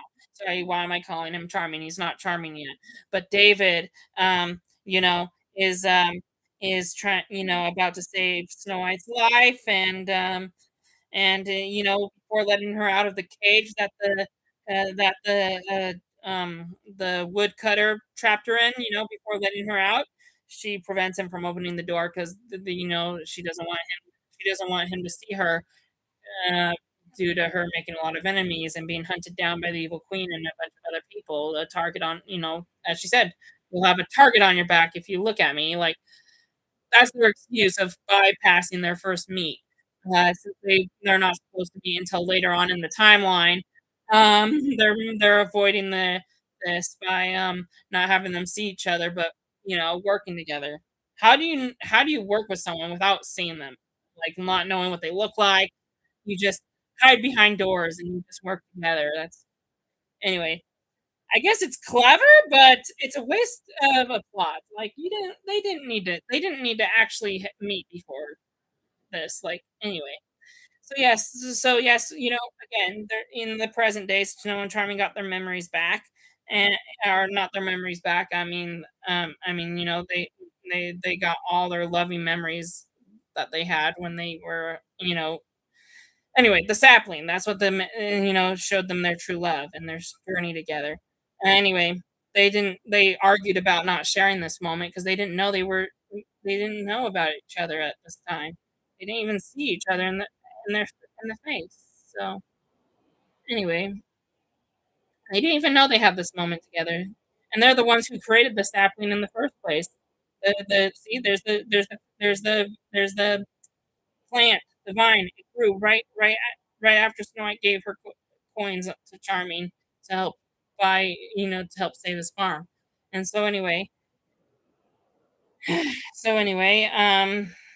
yeah, little did they know they started the sapling in the first place, and they didn't even know they met because they never saw each other face to face. It's like meeting someone over a phone call, and then you never met them in person. Like, what I mean? That you wouldn't call that a first meeting, and that's pretty much what this was. So I think it's still a plot hole and just silly, but anyway. This is really interesting because the Wicked Witch is now spoiling secrets to Belle. He's telling Belle all about all about the evil queen and Rumple's affair, and then he's telling Belle about the shears of destiny.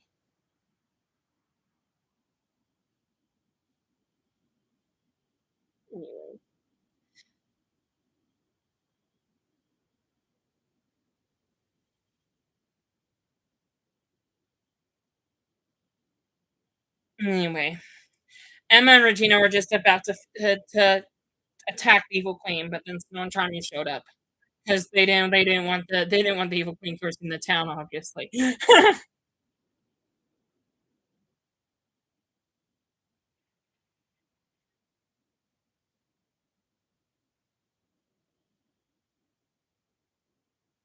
So they're willing to give up their hearts because just to save everyone in Storybrooke, we're willing to do what you ask. So anyway, it's the right thing to do to listen to the evil queen, I guess, if you want to save the town. I mean, it's also said that you don't negotiate with villains, but anyway, it's not trying to have a plan here. They're gonna give the evil queen what she wants, and and probably gonna backfire on them, honestly. Snow and Charming do not die, obviously, in the show. So maybe I should not have said that. Because as of right now, we're watching the Regina with the spell on their hearts, and Evil Queen's about to pull their hearts out. But anyway, uh Snow and Charming never die on the show. Sorry for that. That I don't think that's really a spoiler, honestly. And everyone's usually tired of Snow and Charming by this point. They don't care whether they're on the show or not. A lot of people back in the airing days mentioned that we got a little too much Snow and Charming after a few seasons. So story's already been told too many times. So yes, Regina just pulled both Charming and Snow's heart out, and it's just one. Remember, their heart was split in half, so it's just one heart, and it's really Snow's heart. But anyway,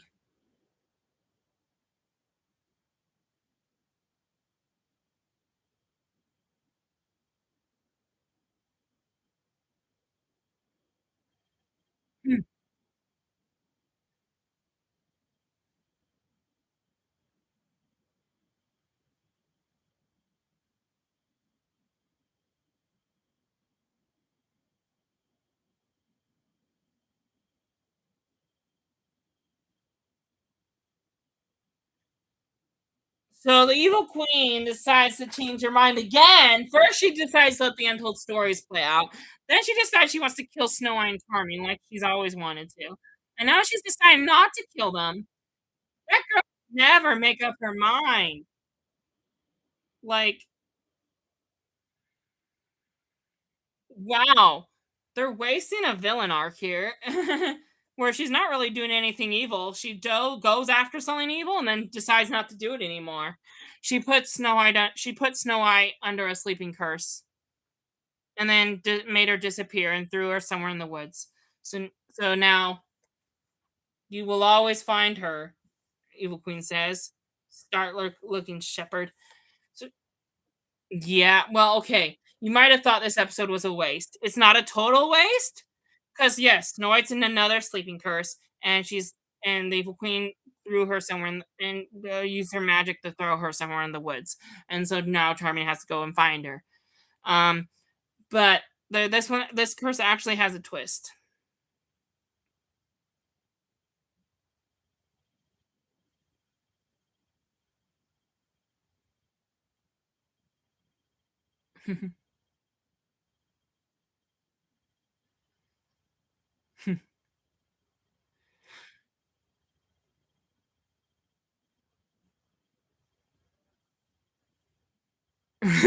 See, Belle doesn't care if her husband's cheating on her. She doesn't care. She doesn't care who he kisses or who he has s with. I just don't like saying the word too much. Sex. But anyway, he doesn't care who tries to make out with. But what she does care about are the scissors that can cut their child from his fate. And so Belle's mad at Rumpel for threatening to use scissors against her child. You know, she doesn't care whether Rumpel's in a romantic relationship behind her back. I mean, like they're a broken husband and wife anyway. Technically, you could say they're divorced at this point. But the only difference is that they never did legal paperwork to prove it. So they might legally still be together, but they're separated right now. So it's like it's fine. Belle doesn't care if Rumpel moves on to dating or making out with the evil queen. But she does care what Rumple does to their future child. And Rumple is kind of being a little evil right now because he doesn't want his son to hate him, but he's trying to make he's going about it the wrong way of trying to get his future son to love him instead. Anyway, one of these days that baby's going to be born, and they're going to have to figure out this family issue. Last season, the Wicked Witch gave birth to her child. And then season 4 we had no baby, but season 3 we had Snow White. This show, once you move on later into it, it has its history of babies and the being born. Anyway, Rumple's mad at the Wicked Witch for telling Belle all their secrets, from from making out with the evil queen to the scissors like that Rumple wants to use on Belle's son. Anyway, so yes, Belle's mad and it's making and is trying to officially break her relationship with Rumple, but Rumple is now going to get revenge on the Wicked Witch for ruining their relationship. I mean, it was already ruined, but still, Charming's gonna find Snow White. Charming's gonna find Snow White. I got another comment from my mom. Charming's gonna find Snow. He's gonna find Snow White.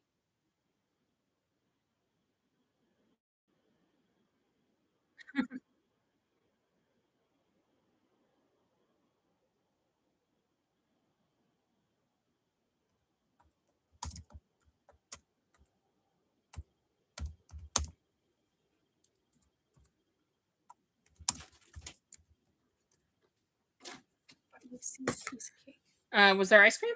Yeah, but like we ate like far before, Oh. So I brought you back one piece of cake. Ah. Would have melted. Ah. Looks like I got cake from that party I was talking about. Cousin party. Anyway, I'm gonna hurry and write this in the comments. Hang on. So okay, just to catch you up. Snow and Charming. So Charming gives Snow Trilla's kiss, but the plot twist is right as Snow White wakes up from the sleeping curse, Charming goes to sleep. So I mean that's somewhat better than what we had before. Let's see, watching pour water on the tree and killing it. It's killing it, and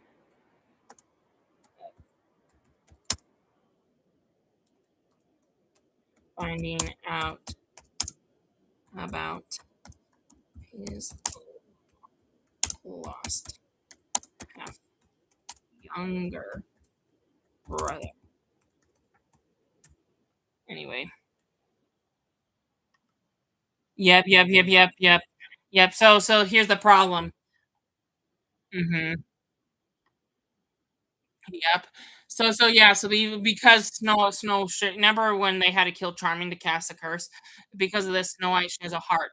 Their love is strong enough to share one heart. And so because they have the same heart, they share a half a heart.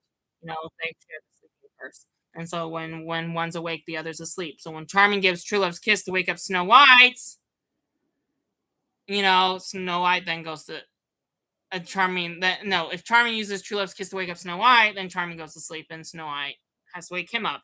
And every time they try True Love's kiss, only the other goes to sleep. So that's a twist. In original fairy tales, when Sleeping Beauty or Snow White, when all fairy tale characters go under a sleeping curse because of a poison apple or spinning wheel, normally True Love's kiss would break the spell. It doesn't make it worse by making the other person go to sleep. It doesn't like break the spell and then cast it onto the person who woke it. That's a plot twist. That is probably the one thing in this episode that they did do better on. But the whole fact that Regina, the evil queen, was going to go after Snow and Charming's heart in the first place was like repetitive. I like the untold story thing better when she decided she was going to let the untold stories play out and we'll have the untold stories tear the heroes apart. But anyway, oh well. I guess they're trying to help Regina do more evil stuff in this episode or in this season. Anyway, moving on to our next episode. I'll be your mirror. We're gonna get a mirror on the wall episode, and this one's actually a really good one. we'll get to see some characters we haven't seen in a while. So let's get into it. Next episode. Let me tell you the timestamp. It's 43 minutes and 53 seconds. So if you have Disney Plus, make sure you go there. If you don't, then make sure you haven't played a single second. Just push the episode and then quickly pause it before anything starts playing. Um, so yes, so two episodes down, one to go. Our live stream nights always go by so fast. It's crazy how I get so excited to do a once upon a time live stream, and then right when it starts, it's immediately over. It's crazy. We're in our last episode finally. I hate when that happens. I wish 2.5 hours was an eternity, honestly. Um, it could be. I could just do an ongoing live stream that never stops. But unfortunately, because of life and school and work and sleep, I cannot. I have responsibilities to fulfill. So anyway, and not and I'm sure you guys do too. You can't stay 24/7 watching Once Upon a Time. So anyway, it's crazy how our nights go. Our 2.5 hours do go by fast. So speaking of 2.5 hours, our last episode of the night. Are you ready? Season 6, episode 8. I'll be your mirror. I'm gonna push play, and not when I say one, when I say now, we're gonna start this episode. But I just don't want it to end after this. So it's like, okay, well, let's just start the episode and hopefully it doesn't fly by like the other two episodes have. I doubt it. I doubt that will happen. But well, if it flies by, we might as well enjoy it. Because as Emma says, let's enjoy it. Let's enjoy the show while it lasts. Instead of just trying to get through every week. And so anyway, let's just enjoy. No, whether the time is fast or slow or anything. I have another load I need to put in there. Anyway, all right. Well, okay. Sorry. Someone snuck in my room, stole a laundry bag, and I'm worried they're gonna put a load in there. It doesn't matter because when I'm done with my live stream, I'll just kick their load out. Anyway, all right, all right. Starting the countdown. Three, two, one, now.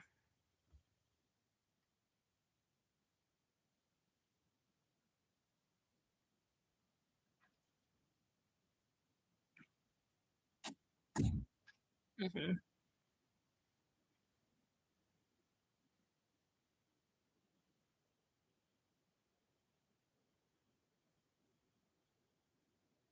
Yep, that's the end of that flashback of that previously. Sorry, that recap that was telling us everything that happened so far in the season. Snow and Charming now have a new sleeping curse. When Snow's asleep, Charming wakes her up. Charming's asleep. Now Snow is sad because now they can't be together.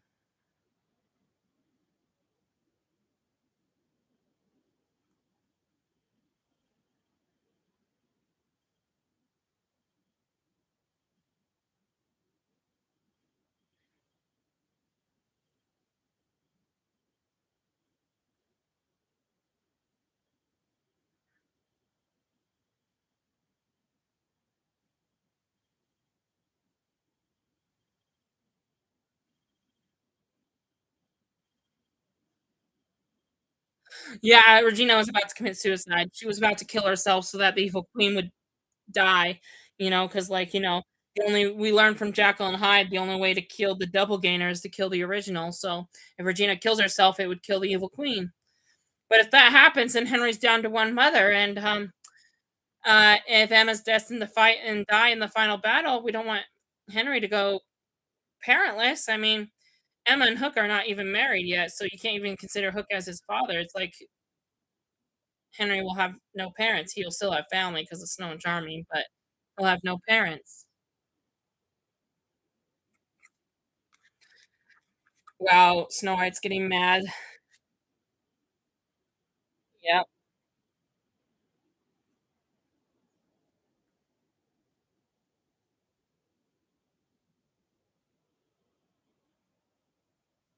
it's the title sequence is a bunch of mirrors and a beautiful sunset.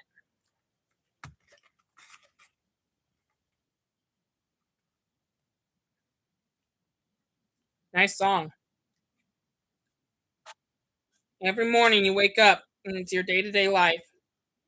Charming does day shifts. Snow White does night shifts. And they can't be up at the same time. It's like me. I'm always awake when my family's asleep, and then they're awake when I'm asleep.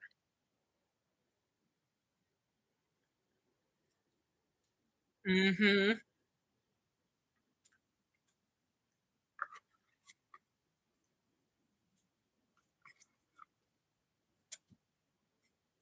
Well, that was lovely cake.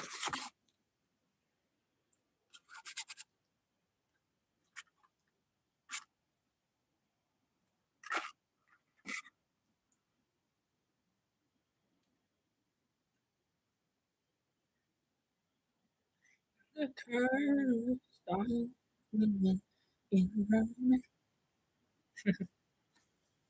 Good songs. They're just going day to day, showing you what it's like, what day to day life and how they're dealing with this. Snow White's up at night, Charming's up during the day.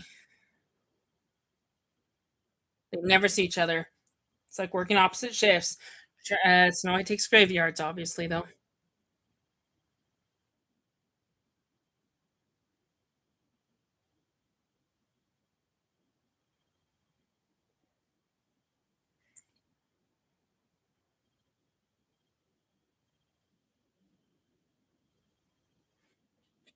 Sorry, Cassie. I just hate Kitty. And you know what's interesting? Yes, it is true. In a land without magic, you don't usually have magic outside of Storybrooke. And somehow the dragon has magic. So he must be more powerful than most fairy tale beings. And so he might have a way of breaking the curse, honestly.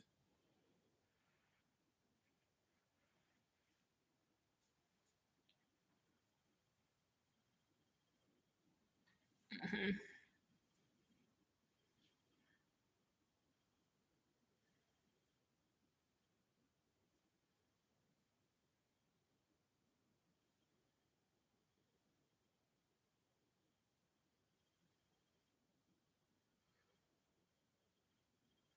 Wow, fall formal. I don't well, I mean, we've had homecoming dances, but I don't know about fall formal. Have you ever had a fall formal dance when you were in high school? Anybody?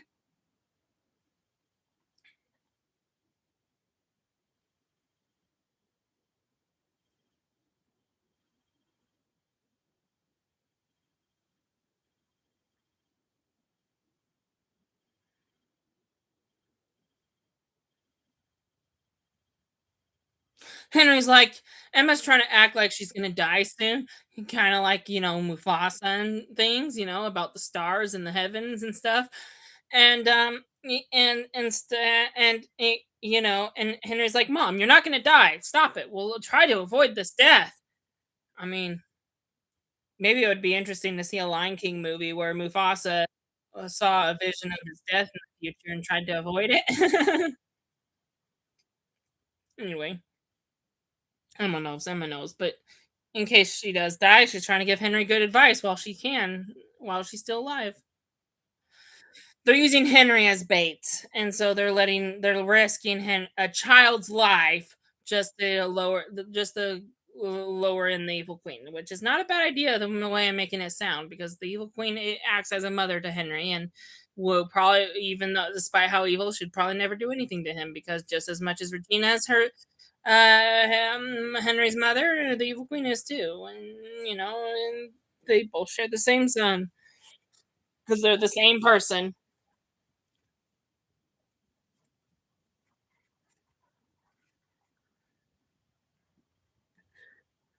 Yep, that is true though. I mean, Regina used to say that to Emma, that fighting about who's Henry's real mother, the biological or the or the adoptive mother, who's been raising Henry the best. And obviously they overcame that and they share Henry together. But now they're fighting with the evil queen, and he's like, "That's not your son." That's what he used to say to Emma. So they were gonna trap the evil queen in a mirror, which would have been a great happy ending for her and would have solved a bunch of season 6 problems. But the evil queen took the mirror from them and trapped them instead. And now Emma and Regina are trapped in a mirror and they need to get out. And the evil queen also broke the mirror so no one could let them out magically. And The magic mirror is now broken, and so now they're trapped inside the mirror world for possibly forever unless they can find another way out.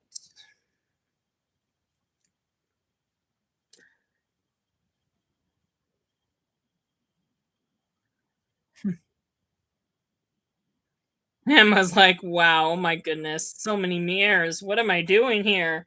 And where's Regina?"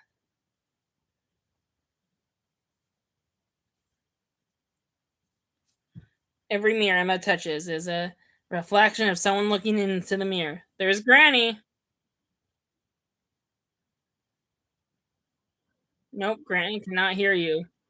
I don't get it. When Sydney was trapped in the mirror, he was able to just talk to the evil queen whenever he wanted. I mean, he had magic, but Emma has magic too. Regina has magic. They can all just magically talk to people from whatever mirror they want. That's a plot hole too. Like, why can't they just talk to mirror to anybody?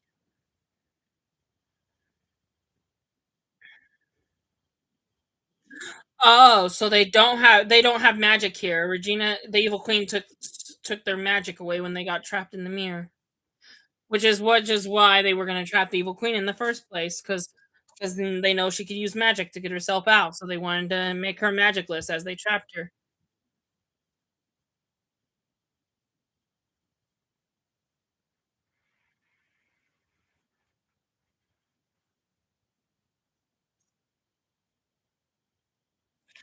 Yep. Well, they're gonna see if they can get Henry to help them get out. Use Henry to help them get out, but everyone thinks they defeated the evil queen, so haha. And the evil queen is disguising as herself as Regina.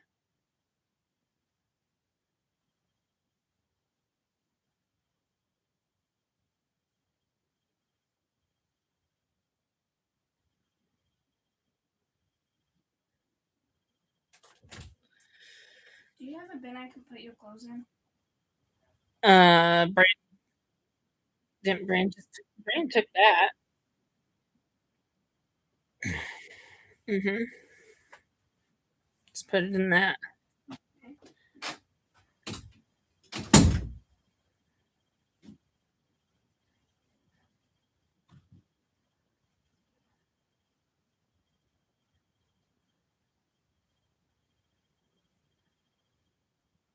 Hmm.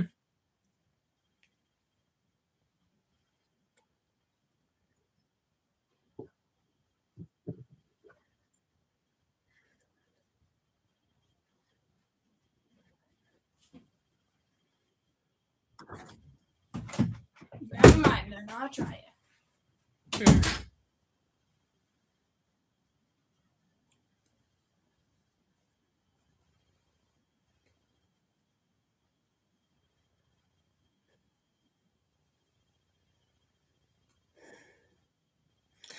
Wow, Regina, the evil queen is so good. I'm having so many people walk in right now. I'm sorry, guys, but the evil queen is so good at being Regina self that no one can see that she's the evil queen in disguise. So ain't good, guys.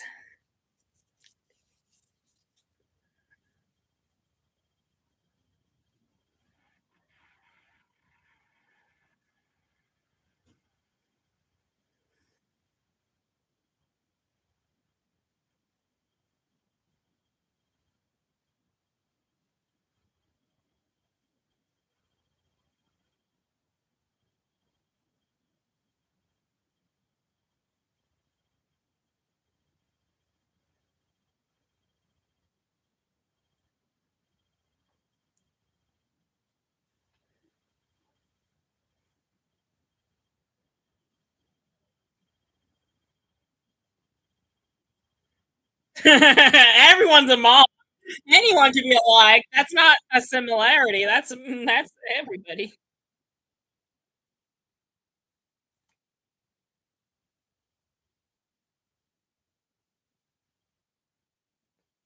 I mean, that is true. She made a tornado almost Oz until the evil queen stopped. I'm telling you, until Regina stopped her, and they went to Camelot. And then the evil queen, and then Regina, excuse me, Regina used the portal and sent the Wicked Witch back to Oz in season 5. Well, both of those were in season 5.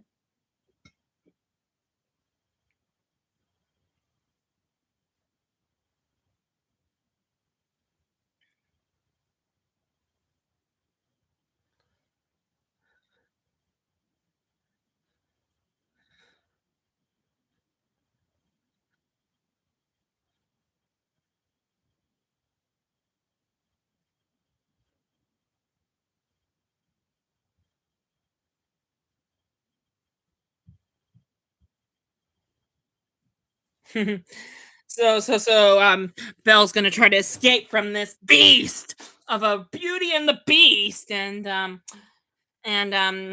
he needs a lot. She needs Aladdin's help to help steal the scissors from him.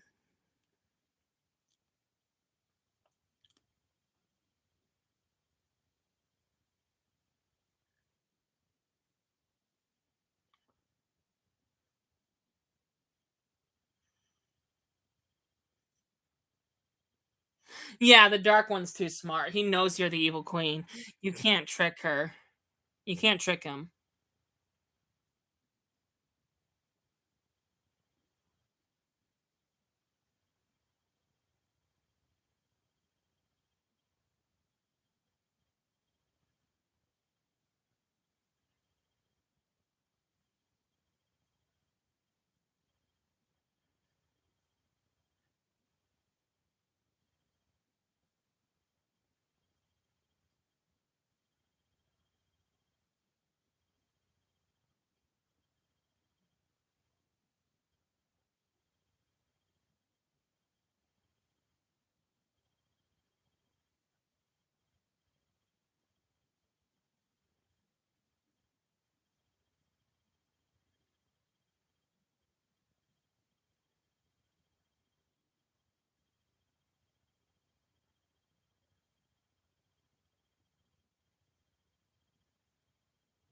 Yeah. She's looking for a beginning. She doesn't want a happy ending because villains don't get happy endings, only beginnings.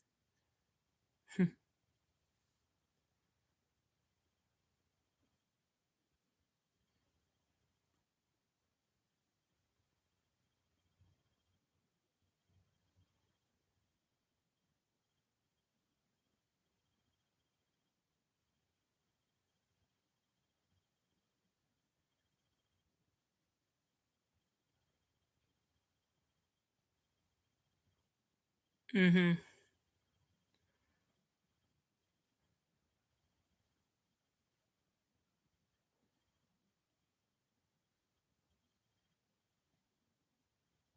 So yeah, to make it, this is a stupid deal because they were already working together, but to make a deal for the hammer that's gonna help Henry turn dark or something.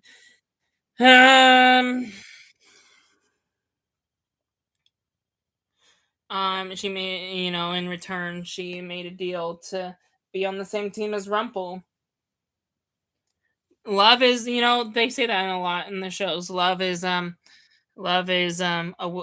weakness, but it's also they also said it was a weapon, and this is the first time they put two and two together. Villains either they don't always say it's a weakness; they also say it's a weapon. It's both. Hook found out that the Regina's the evil queen, and so the evil queen knocked Hook out because he was a smart pirate, too smart to know everything.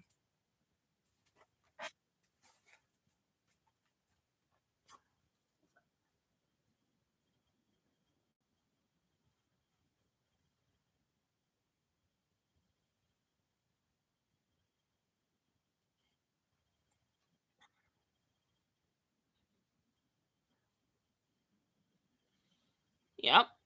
I mean, you could try to go into the granny mirror. You were just there when he first arrived, Emma. Why didn't you stay over there? If only you knew how to. If only you knew you were going to try to talk to Henry.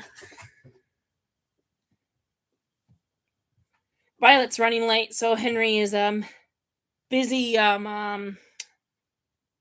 smiling.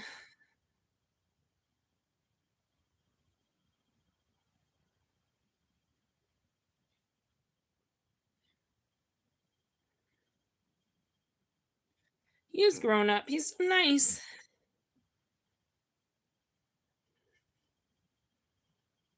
Yep, he is terrified. I mean, it's like his first date with Violet, first date in general.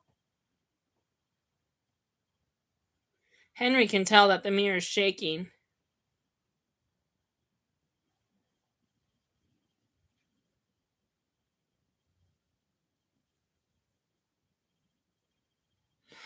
Emma and Regina are just realizing this for the first time that the evil queen is disguising herself as Regina.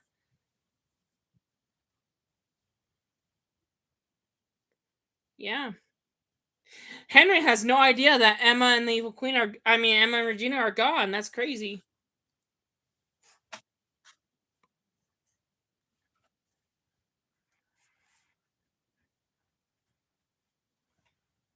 That is not something Regina would say. She's a commoner!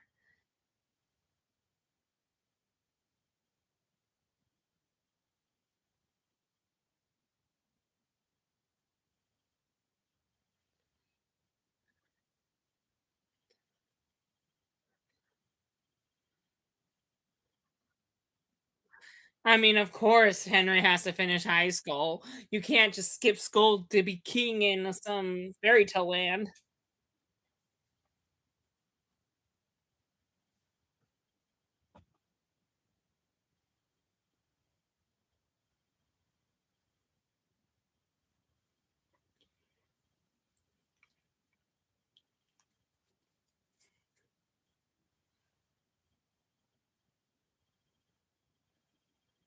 Regina would never say something like that.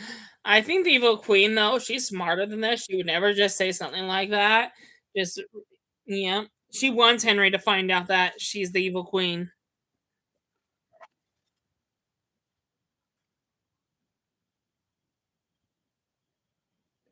Anyway, here's Violet.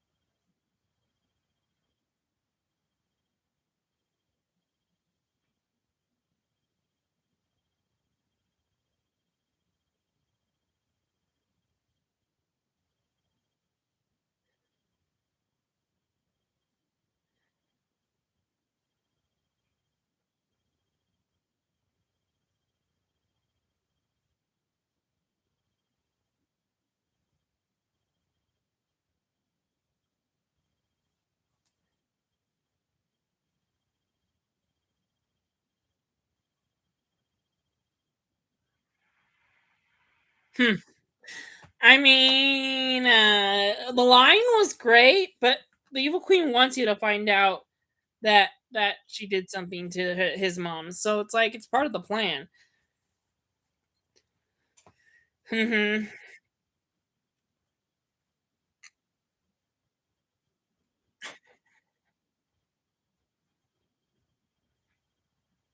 That's not true. Henry was stronger than you before. He can be stronger. He could be better than you. He will, you know, just because you're struggling doesn't mean others can't.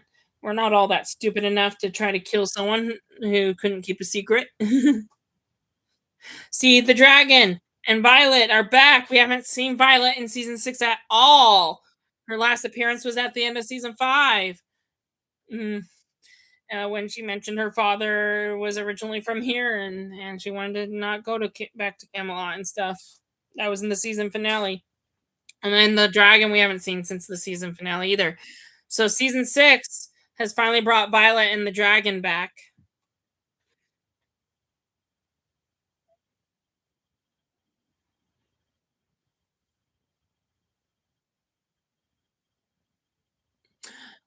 Plot twist, listen to this dragon. She says, see, he's trying to sympathize with them losing a son. He's like, I lost a daughter and I'm paying the price for it right now.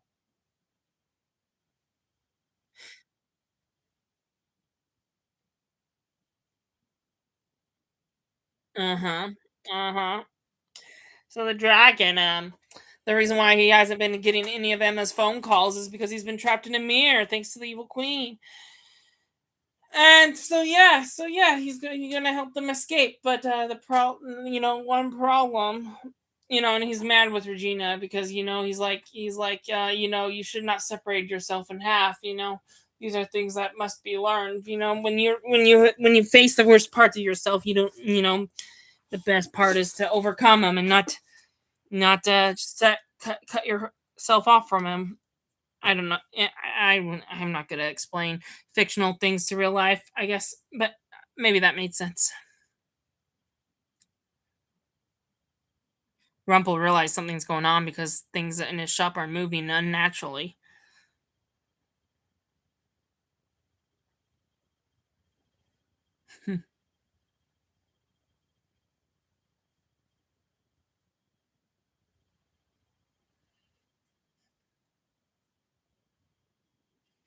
he found the. He didn't just find the scissors. He found the magic wand. Ooh.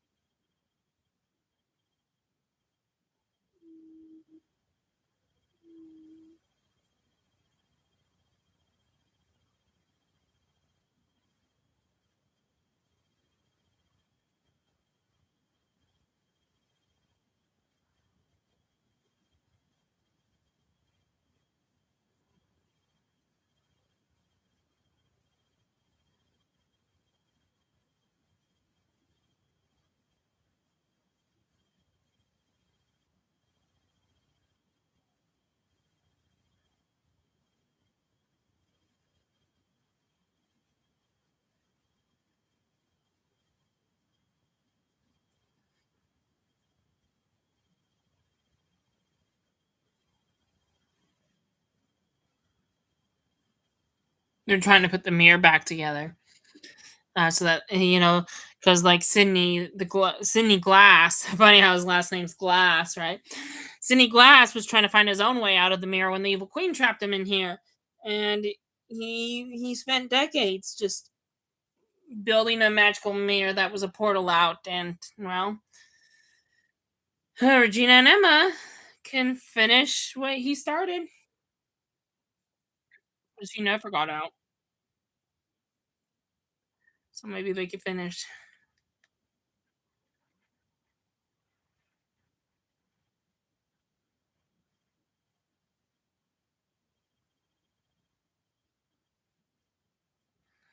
Yeah. I mean, it's all part of the Evil Queen's plan. He wanted Henry to find out. She wanted Henry to find out, otherwise she wouldn't say things like, "Don't slouch,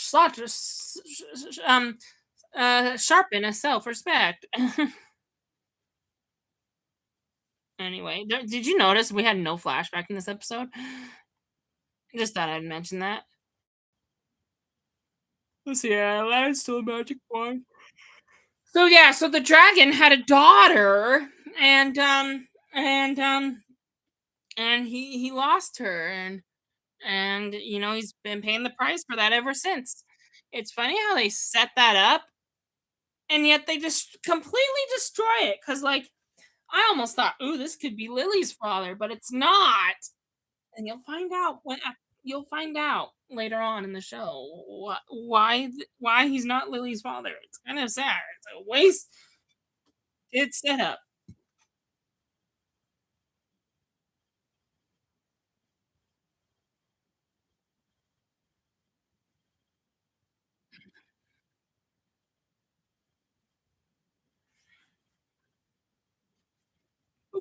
Sorry, I'm messing with my hat. You can't Darth Vader me. He quoted Star Wars. You-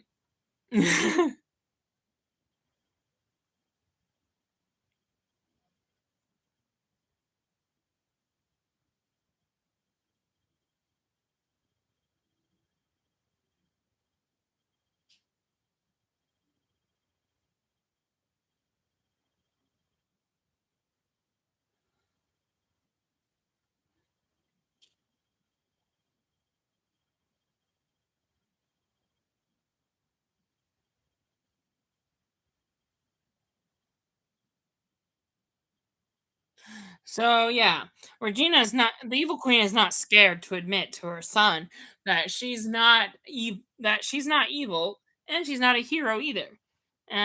She's not scared to admit that she's not a hero, but she's also saying she's not a villain, and she's calling herself a leader. I think there's a such thing as evil leaders and good leaders. I don't think there's a middle line here. The line's pretty thin here. What's evil? What's good? But anyway, there are a few, but there are a few gray areas, and I guess the Darth Vader was not black and white. He had some gray areas, but actions still have good or bad consequences, and there's no in between. The dragon. I mean, like that's his name, but you know,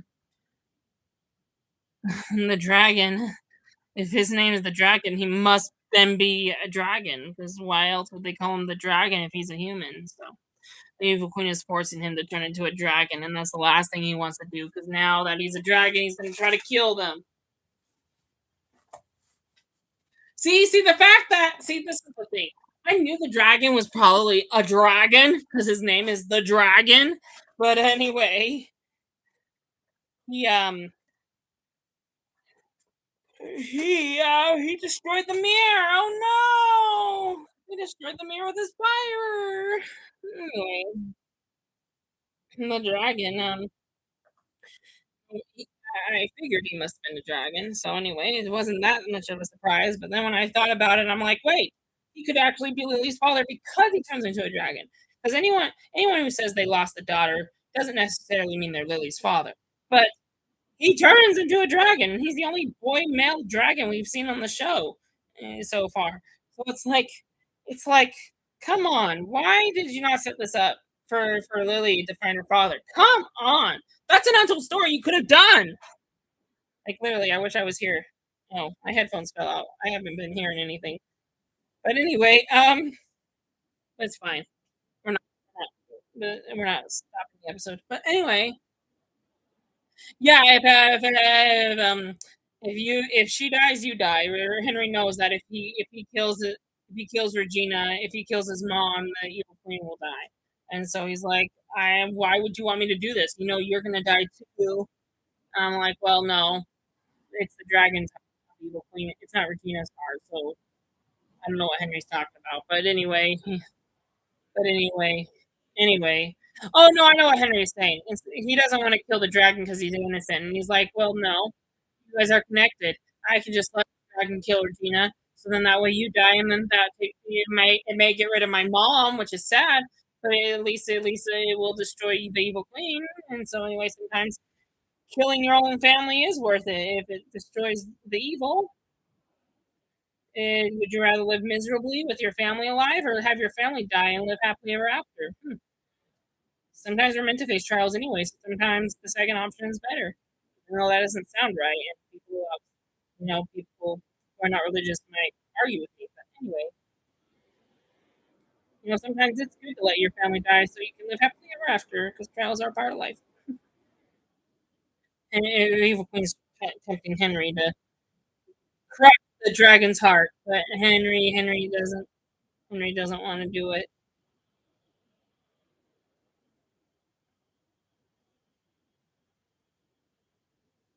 Wow, Regina's trying to get the same push her mother gave her. Cora pushed Regina to be evil, and now Regina's pushing Henry to be evil. Crush the dragon's heart. Crush the dragon's heart. Crush the dragon's heart. No, don't do it. Don't do it. He's innocent.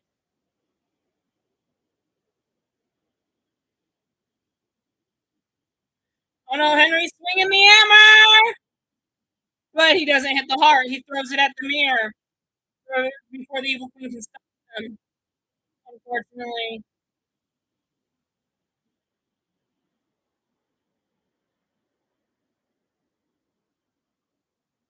How did Henry know that? How did Henry know that was going to work? How did he know that was going to save his parents, his moms? Crazy. All you had to do was smash the mirror. Get it? That's actually an episode title from Frozen. Remember Smash the Mirror? The Shattered Side? Smash the mirror. All Henry had to do was smash the mirror. And I can understand the episode. I know why it's called "I'll Be Your Mirror." Um, to replace Sydney, Emma, and Regina ended up being Mirror, Mirror on the Wall.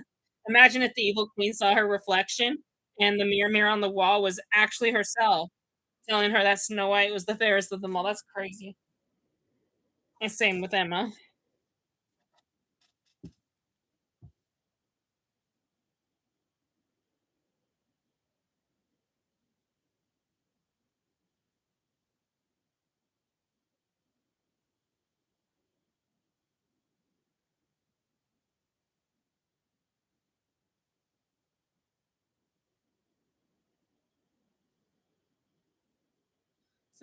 So the evil queen was so upset that Henry didn't kill the dragon that she was gonna torture him or pull his heart out or something dramatic that's not child friendly. But then Hook showed up out of nowhere, out of instinct, knowing that something bad was gonna go down, and he threatened the evil queen with a magical hook, and he's like, "Unless you wanna unless you want magical flesh blood, you shove off," and the evil queen shoved herself off. I don't get it. She has magic. She can just poof Hook away, and then continue trying to hurt Henry. But I mean, gotta keep it a family show. So I guess that was enough to outnumber her. So the evil queen's gone now. Yay! Not gone, gone. She just left because she was back. She was outnumbered and backed in the corner, where she could do something, but the show's making it seem like she couldn't. Only way out was to disappear. So Aladdin snuck into Rumple's shop, stole a magic wand, stole the scissors of destiny, and the only thing left that he stole was the genie lamp. So now Aladdin and Jasmine are thinking they can free the genie and then wish themselves back to Agrabah. That's one way to leave Storybrooke.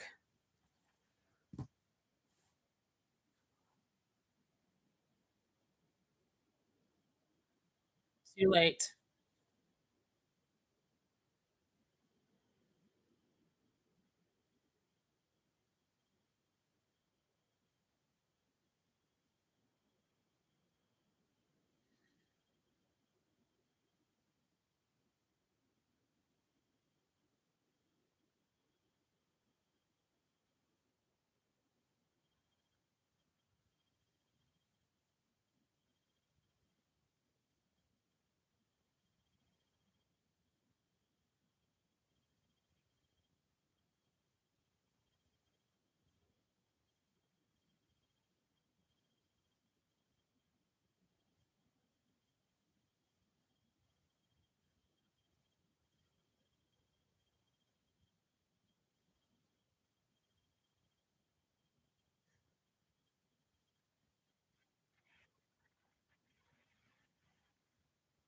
Wow.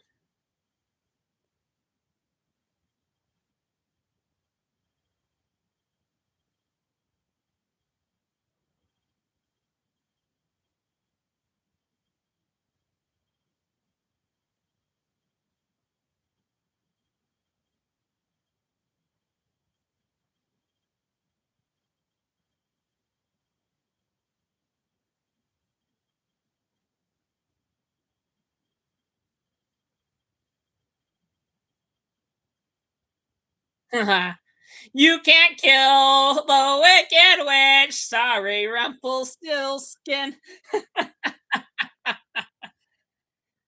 So, Belle was about to get away and run far away so that Rumple would never set eyes on this child. But Rumple knew Aladdin was sneaking around and decided to let it happen just so he could steal the wand from them right before she could escape. And she put a little protection spell on Belle so that she would be stuck in Storybrooke and that Rumple would always be able to find her through this little magical bracelet. So, unfortunately, uh, Belle doesn't call that love. She calls that abusive. That's like torturing your wife just with magic instead of physical violence.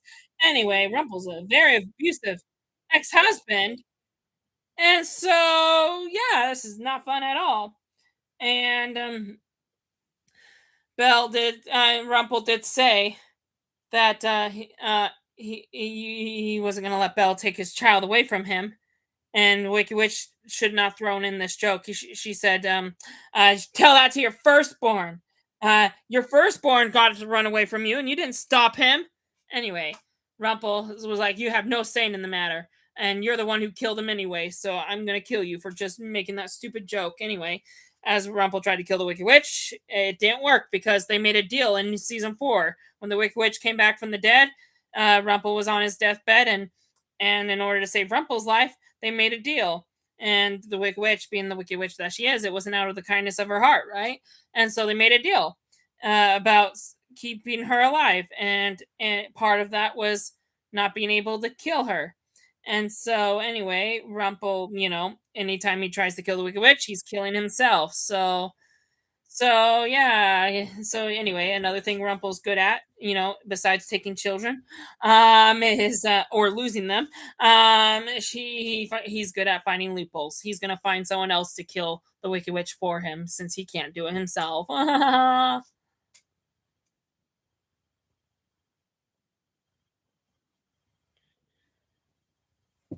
Violet and Henry are having a makeup date because they didn't really have a good one. Speaking of which, but Snow decides that she wants to go to sleep for a month because she's tired of living a night to night life as Charming lives a day shift. And so anyway, he's sending a note to Charming to let him know, and telling the rest of her family, Emma and Henry and Regina, to let them know that she wants to go to sleep for a month. So don't let tell Charming not to wake me up, well, yada yada yada. And no, I got it mixed up. Charming's the night shift. Snow White's the day shift. It was nighttime, but that's because she was about to go to bed. Anyway, this is a wonderful love song. Too bad it's not Valentine's Day. This would be a great Valentine's Day episode.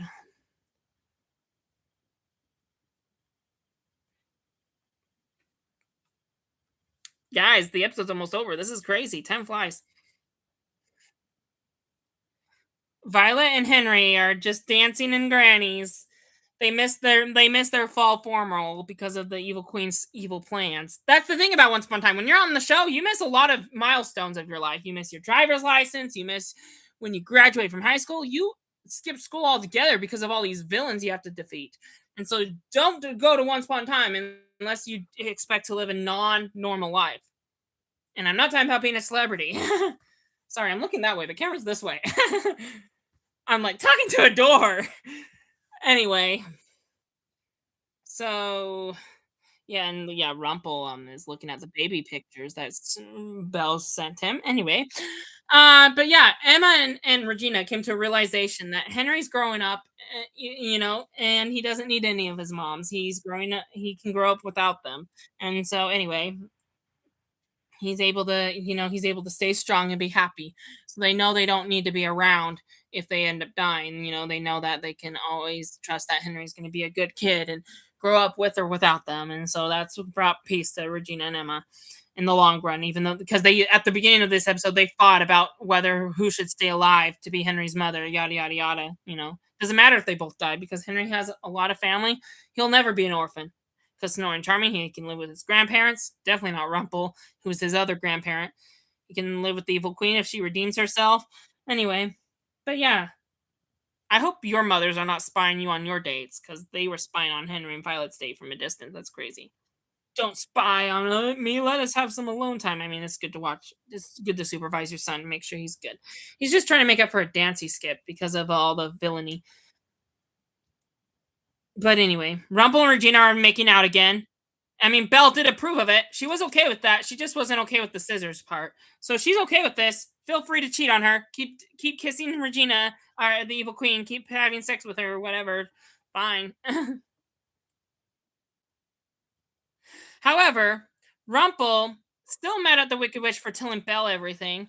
Um, uh, you know, Rumple can't kill the Wicked Witch um because of their deal in New York. So Rumple's now using a loophole. He's trying to use the evil queen to go kill the Wicked Witch for him, so that he doesn't have to because he can't anyway.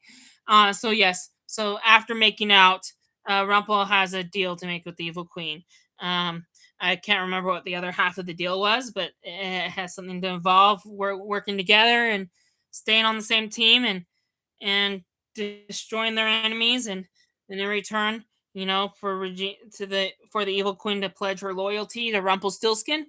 Rumple told that's probably what the deal was. Hey, you need to pledge your loyalty. If you want to stick on my team, you have to pledge your loyalty, and you have a chance of doing that by killing the Wicked Witch. And it's kind of funny how the evil queen keeping the Wicked Witch alive was all part of her plans, and now Rumple's about to ruin that by saying, "Hey, if you want us to work together, you kill the evil queen." And so, Regina, the evil queen, trying to avoid wanting to kill her, she tries to say, "What if I give her a stern talking to?" And he's like, "No, you kill her. That's the only option. No talking. Don't talk to her about secrets. Just kill her." Anyway, so Rumple wants the Wicked Witch dead. It's not the first time. You know what I mean. He tried to kill the Wicked Witch before, but she faked her death. So what do you expect? You can't kill this witch. She's good at faking her death. So I'm afraid the only way to get rid of her, you can't even send her to Oz because she found a way back in season 5. I guess I was gonna say that, but now that I'm thinking about it, there is no way to get rid of the Wicked Witch. Haha. Anyway, so yes, now we are left with the evil queen wanting to kill the Wicked Witch, and the episode's over. That leaves us done for the night. So yes, following next week, we're gonna see if Regina actually, not the good Regina, sorry, the evil Regina. The evil queen. We're gonna see if the evil queen actually goes through with Rumple's deal. Let's see if she actually kills the Wicked Witch. Or does she choose her sisterhood over Rumpelstiltskin, which is more important? Uh, um, cheating on Rumple or keeping your sisterly bond? What's more important, a sibling or a boyfriend? Well, that's a tough choice, isn't it? Not as tough when they're not family yet. But let's say you're married to them. What's more important, a sibling or your spouse? Oh, hard choices because they're both family. Anyway, but yeah, Regina and Rumple are not married, so they're just boyfriend girlfriend. I think that makes the decision slightly easier. But once someone becomes family, it's hard to choose between family and family. Family you're born in and the family you choose. That's hard. Anyway, sometimes if you find out that the family you choose betrayed you, then it's probably easier to choose the one you were born with, unless it's the other way around. The one that actually loves you, not the one that betrays you. Okay, we got 10 minutes left. Originally, we had about 13 minutes, so we've been mostly on schedule today. I remember we started the second episode right at 8:30. The one after started a couple minutes after. No, sorry, I said that backwards. We started the second episode right at 7:45. The last episode started a little after 8:30. It was a little after. Each episode's 43 minutes, so that's fine. But it was like 8:34, so that's 41 minutes. So we did get 2 minutes behind schedule, but that's the best we've ever done in like almost ever, because we're usually like 5 or 10 minutes behind, leaving me only 5 minutes to talk at the end. Not like anyone leaves Q&A anyway, but this is why you should throw in questions in the comments to fill up this time, because I promise I won't always waste it. Like tonight, we got 10 minutes to talk here, guys, and I'm running out of things to say. So let me see if there are any new comments, actually. Nothing here. And nothing here. Except I guess I was going to copy this and put it in another, yeah, hang on. Control copy. I'm going to put this in the Facebook comments. I forgot I was going to do that. I felt like I was missing something. That's why I felt a little off today. There we go. Okay, favorite thing of the episode we just watched, though, Henry and Violet. Let me type that into the YouTube live stream. Seen Violet again and the dragon, who sadly isn't Lily's father, huh? All right, well, we'll just say that for the third episode. That's my favorite thing about the episodes tonight. Let's just go like that. And yeah, other than just talking till 9:30, that's pretty much all we have tonight. But did I spell Violet wrong? Are you kidding me? Oh my gosh. Okay, I don't know how to spell Violet, guys. Did I put an E on the YouTube version? I did. Oh well, whatever. It's spelled wrong. Who cares? I'm not gonna correct. Oh, Can I correct it? Nope. It says either go to channel, pin message, or remove it. No, I'm not gonna delete it. Just leave it the same. It's fine. I spelled it wrong on YouTube, but on Facebook, Violet, violets, or wait, maybe no, it was Vilot. Okay, yeah, that's how I spelled it on Facebook, but on YouTube it's Vilet, whatever. Oh man, am I spelling? Oh my, I just haven't had a lot of sleep this week, guys, so you'll have to forgive me. Um, wow, got a few likes though. That's cool. Look back at your stories from May 2023. Okay, I'll do that when this live stream's over. Sorry. Have you ever had memories pop up on your Facebook? Anyway, I'll look at those later. But yeah, I got a few likes. That's good. Um, Sweet. Well, I guess there's nothing else to say, but I guess I could just prep you for next week. So next Sunday, Rumpelstiltskin, Beauty and the Beast. He's the Beast from Beauty and the Beast. He's a beast who inflicts pain and revenge. And next week, Rumpelstiltskin will go too far to get what he wants. Like, he may just go too far. Like, he's been a villain, and, that some heroes were able to accept his villainy because it wasn't too evil. But now he's about to go way too evil. He's a beast that conflicts pain and revenge. And this time, he goes too far. Probably ruining his relationship with Belle forever. So this is not good. Prepare for a broken, abusive relationship of Once Upon a Time next week. And also, an introduction to another character that we haven't seen on the show yet will also be next week. Can't wait for that to happen. And then that's the same episode. But because we watch 3 episodes a week, that's not all that I have in tell. Without trying to spoil much. Let's see. Be careful what you wish for. Remember how I said to listen to some of these because they come back to bite you in the show. Just like Hook's brother. I said that in season 5, and it just came back to bite you. He was going to come back in season 6. We have another one of those things, but you're not going to wait a season for this. Don't worry. But remember how just earlier tonight Emma wished she never was the savior in the Captain Nemo episode when she was talking to Aladdin at the Storybrooke sign. That she crashed in the pilot. Anyway, Emma was trying to relay her first experience in Storybrooke to Aladdin and telling her how relationship I can't remember what their pep talk was about. But anyway, Emma was trying to remind Aladdin what kind of a hero he could be to Jasmine if he helps her go save Agrabah, and just comfort her, in times when she's away from her family and kingdom. Anyway, Emma did admit during this conversation that she wished she wasn't. Sometimes when she thinks about the vision, she has the immediate thought of wishing she wasn't the savior because then she wouldn't have to die in this future final battle. Who's to say she will die? She might find a way to avoid it. Who knows, right? But I know what happens, and I'm not going to spoil it. But you know, anyway, she did wish because of these visions of the future and her death. She wished she was never the savior.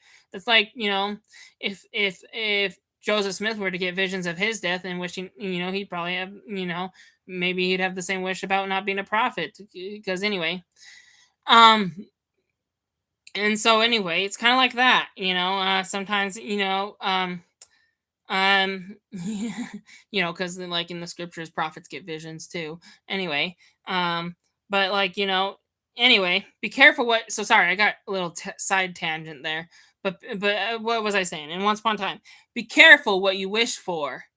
um I'm trying to think. Because it might just come true. I'm trying to think. What was the dialogue for this? Um, let's see.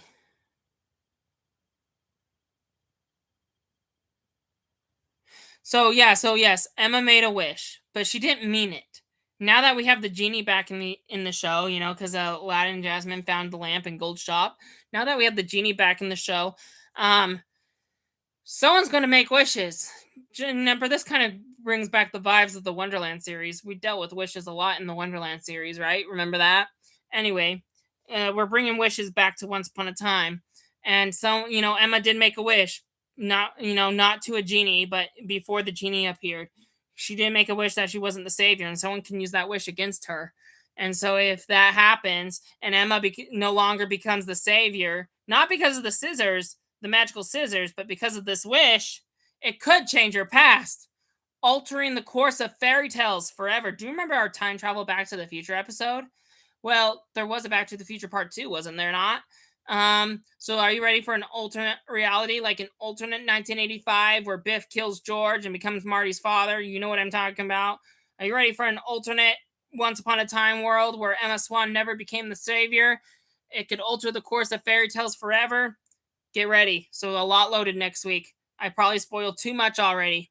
But just to wrap up, the last episode we'll watch next week is, um what's a great word to describe it? The next chapter of Once Upon a Time will be its most epic yet. That's what it is. The final episode of next week will be its most epic yet, where war comes to Storybrooke, and where let's see, next chapter Once Upon a Time will be its most epic yet, where the forces of romance, let's see, hope, let's see, where the forces of love, romance, hope, and danger collide, or something like that. I can't remember the dialogue. I'm blinking on what the trailers say, but anyway, and other spellbinding surprises. Okay, so let me just recap that all again. So first, Rumpelstiltskin's a beast who conflicts pain and revenge, and this time he will go too far. Then, Emma Swan made a wish, and what happens when that comes true? It changes her past, altering the course of fairy tales forever into an alternate reality. And then 3, it's going to be its most epic yet, as the forces of magic, romance, danger, and hope collide, and other spellbinding surprises to Once Upon a Time next week at 7 p.m. Mountain Daylight Time here on my YouTube channel, Grace Actor 2020, and on my YouTube page, Facebook group page. Here's our Once Upon a Time recap. That took up the whole 10 minutes. Perfect. I'm ready to wrap this up. 10 seconds till 9:30, so perfect for all of us. I'm just gonna say this once because I might care on who watches in the first 10 seconds of the live stream, but I don't care who watches in the last 10 seconds. So I'm not gonna say this twice. I only have to say goodbye once. I'm gonna end Facebook first. So I'm just letting you YouTubers know my live stream's still gonna be on an extra few more seconds, but I'm ending Facebook first, and then I'm ending YouTube right after. So feel free to click off. God be with you till we meet again. Bye, y'all.